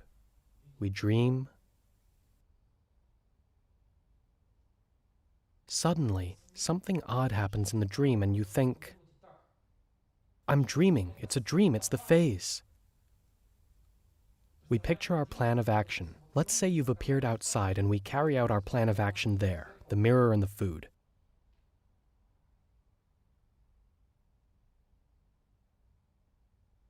You are returned back and you think, great, I've entered the phase by becoming conscious while dreaming. I'll wake up now and enter the phase again. You fall asleep again with that thought. Now pay attention. I will give two signals, wake up and it worked. When I say wake up, do everything on your own, the mirror, separation, and cycle your techniques. As soon as I say it worked, what you did right then worked, as it were. That means it's necessary to separate and carry out your plan of action. If separation is permitted in the technique, naturally. For example, in the swimming technique, you can do without separation. And so we're asleep.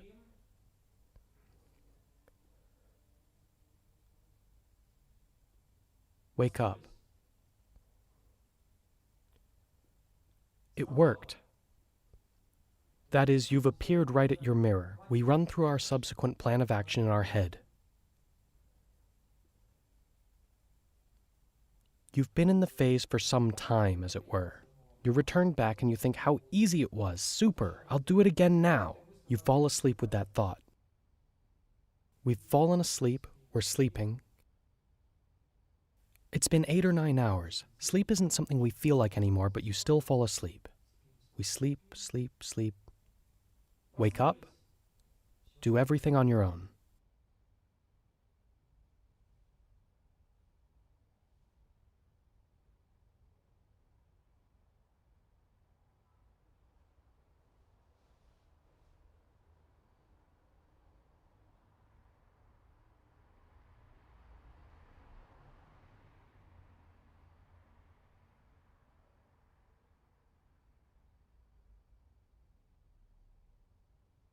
It worked.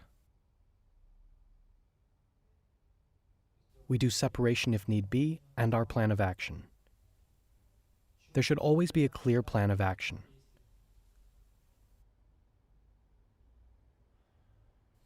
You've completed the plan of action and you've been returned back. It's already late, you don't really feel like sleeping, but you think, now I'm going to fall asleep again and try again. You don't want to sleep anymore, but you still lie down and try to fall asleep, so as to make your last attempt and be here by 1 o'clock for the seminar. You fall asleep with that thought. You don't feel like sleeping, but you fall asleep. You fall asleep without noticing.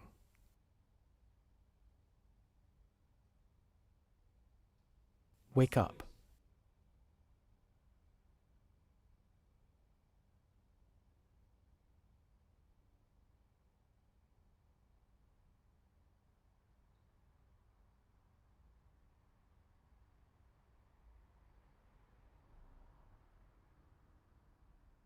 It worked.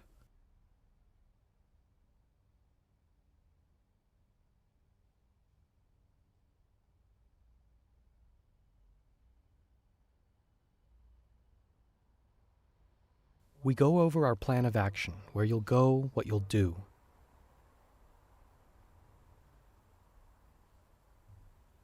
You are returned from the phase. You recall all your experiences that happened to you at night, all your attempts.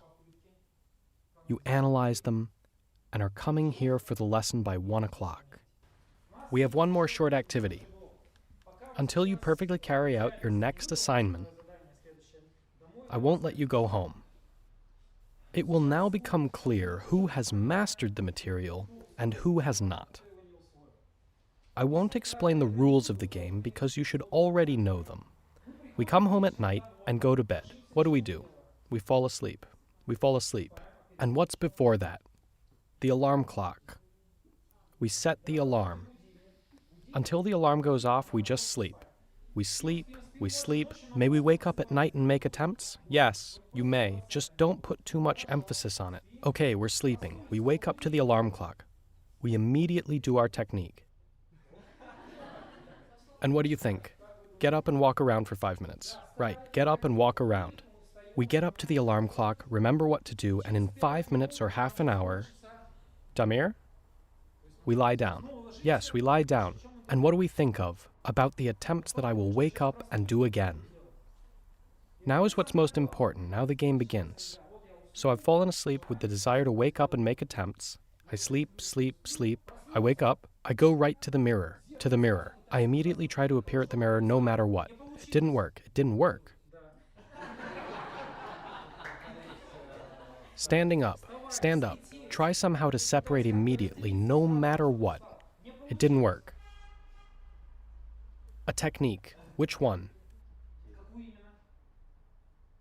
Any. Swimming. Swimming, but more quickly. If you answer slowly, I won't count that.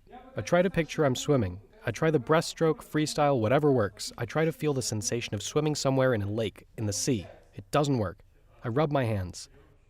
I try to feel my hands. I scrutinize them, try to see them, to feel them. It doesn't work. Go back to the first technique. We swim. We swim, right. We try to feel we're swimming. We try no matter what to feel we're swimming somewhere. It doesn't work. We roll out. Rotation is what we have in mind. We try to turn to the left, to the right. We try to turn after our eyes. I suddenly feel I'm rotating. At the mirror, what do? I feel I'm rotating. I get up and go to the mirror. I get up and go right to the mirror. Just get up. No need to think about how or with what to separate. If you feel you're rotating, you've already separated. Can you go right to the mirror? You can. You can separate right at the mirror and roll out at it. I've appeared at the mirror. What's next? Eat something. We've eaten something. Next, the goal. Our personal goal. For now, we say personal goal so as not to expose any, private goals. But in reality, it should be a specific goal. Great. You've carried out your plan, have been returned back. You're lying down, and what are you thinking about? That I'll fall asleep now, wake up, and try again. I'll wake up and do it again. And so the name of the game is to do the whole procedure perfectly without hints. Right, I'm sleeping. I wake up. The mirror. We try to appear at the mirror. We try to feel it, to scrutinize it. It doesn't work. We try to levitate. To levitate. Anything else? It doesn't work. Fall out, get up, separate somehow. Almost immediately, it didn't work. Go ahead, levitate. Done. What else? We roll out. What techniques have we discussed? Deepening. Let's imagine we're walking around the room, touching everything, scrutinizing, palpating. Be quite attentive to details. What's important is putting in your all. Not just to say you did it, but to literally feel it. Then it will work. Otherwise, it won't. Deepening didn't work. We rub our hands. We try to feel our hands, to see them, to scrutinize and feel them. I suddenly realize I'm not imagining it, but they're here. I already see them. What do we do next? You can get some sleep. We've seen our hands, so we just get up and go to the mirror. It's clear. Indeed, lots can be done, but if you saw your hands when you tried to visualize them, you're already in the phase. You've already separated. You need to carry out your plan of action. So we go to the mirror and perform the following items. After the mirror, what do we have? To eat something. And after that, picture our goal. Not picture our personal goal, but carry it out. Can I ask a question? When I go up to the mirror, do I see my reflection? Tomorrow, you tell me what you saw there. We don't have the specific goal of seeing something there. You will have to come and tell me about what you saw. So, some mistakes were made. Let's start over. It had worked for me. I'm now lying down and thinking, I'll wake up right away and try again. I fall asleep with that thought. So I sleep. I wake up. The mirror. I immediately try to appear at the mirror no matter what. It doesn't work. Perform techniques. What else can be done? In fact, if you wake up and don't clearly remember the procedure, do whatever works what you remember. You have 1 minute which needs to be used. Actually, I have a little advice. Many are perhaps irritated by the need for cycling and too lazy to do techniques. How do some solve the problem? They wake up and don't want to cycle through techniques so much that they perform such high-quality attempts to appear at the mirror or separate no matter what, that they don't have to do techniques to get results immediately. That is, you wake up and think, I have to enter right now so as not to torment myself with techniques. And they'll make high-quality attempts to appear at the mirror. That is, you wake up and think, drat, these techniques. What do I need them for? It's better if I appear at the mirror right away, and it works immediately. Indeed, it will work right away. Tomorrow you'll see how it will all work for you. And so, let's start from the beginning. You've woken up. Try to appear at the mirror. We immediately try to appear at the mirror. It didn't work. Levitate, roll out, and stand up. You wanted to roll out, stand up, and levitate. It didn't work. We do all the techniques or swim. Okay, we're swimming. We swim, we try to feel we're swimming. It doesn't work.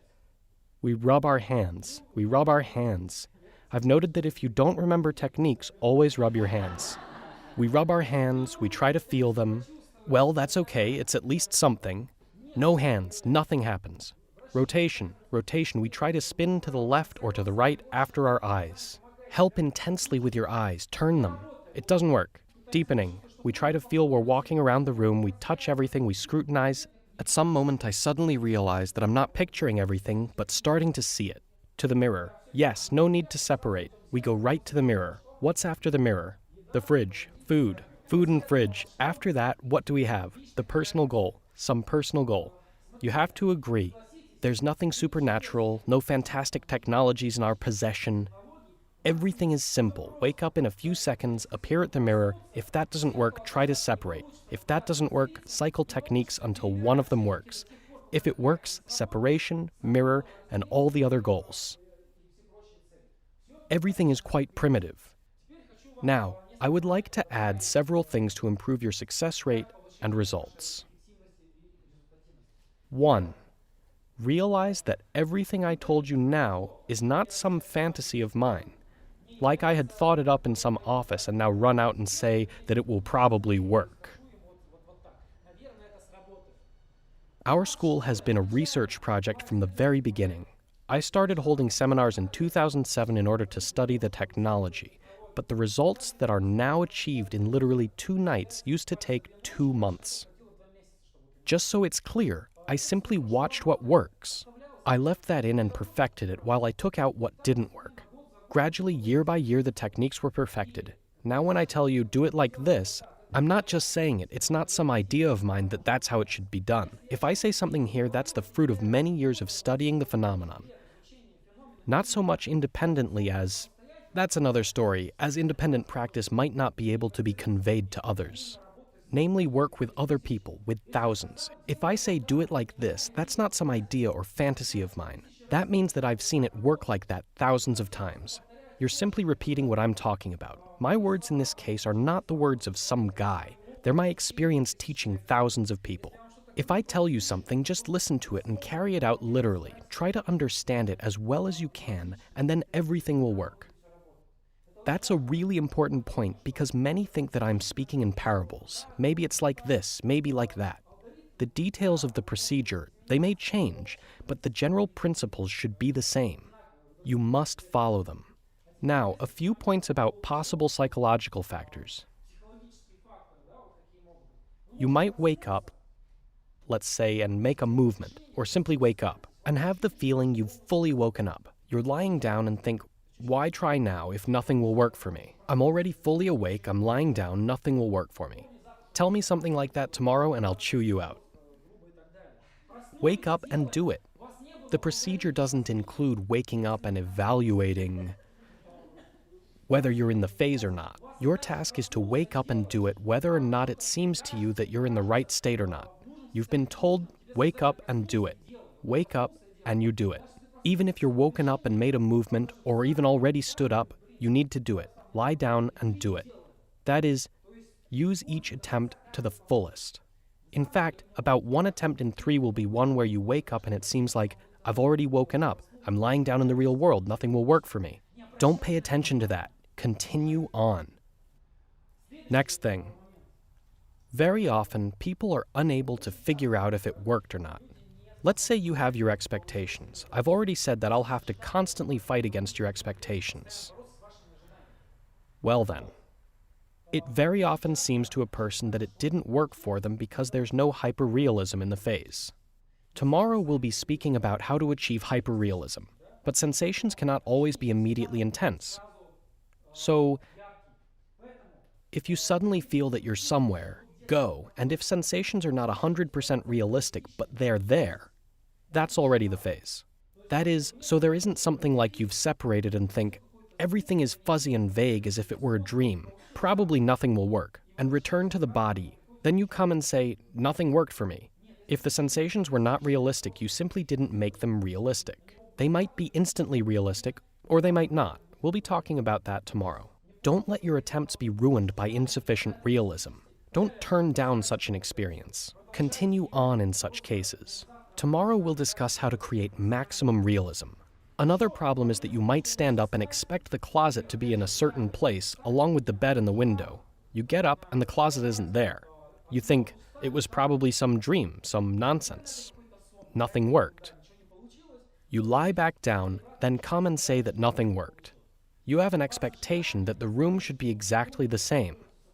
It won't necessarily. Then again, you might stand up, turn around, and there's no body on the bed. You lie back down, then come and say nothing worked because there was no body on the bed. That means I either physically stood up or it was another state, clearly not the phase. That's all your expectations. But then there's the real practice. Objects in the room might not coincide. Realism might not be complete at first. Don't turn down such experiences. Go with them. That's what I'm saying. If during an attempt an experience begins but somewhat lacks realistic sensations, we'll speak about how to achieve stabilization. As we've already said, we start to scrutinize small details, touch everything, and sensations multiply. But most importantly, you'll come tomorrow and we'll start from an analysis of your attempts, what you did right or wrong, and it will become clear that very few did it like we are discussing now. The problem is that even if you do what we talked about today halfway, your success rate will already be high. Try to follow my every word as much as you can. All that's required of you is to go home and simply repeat the actions we talked about. We've practiced, and now your task is to go home and simply crank out attempts and tell us what came of it tomorrow. Go home, crank out awakenings, as many actions upon awakening as possible, and come tomorrow by 1 o'clock. The first session tomorrow will be about what you attempted that night.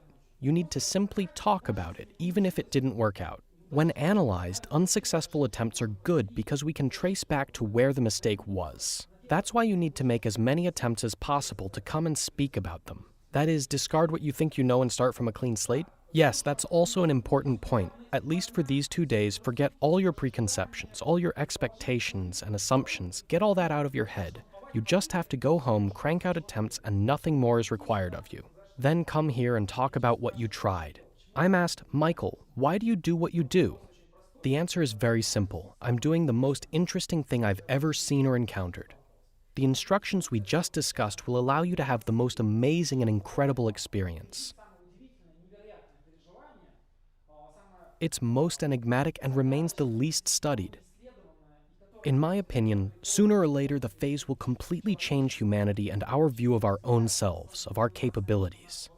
These simple instructions will allow you to experience that tonight. You simply need to go and crank out attempts. Thank you for coming, traveling here, and flying in. That's it, let's go. During the lessons yesterday, when we were practicing, did anyone have anything like the phase?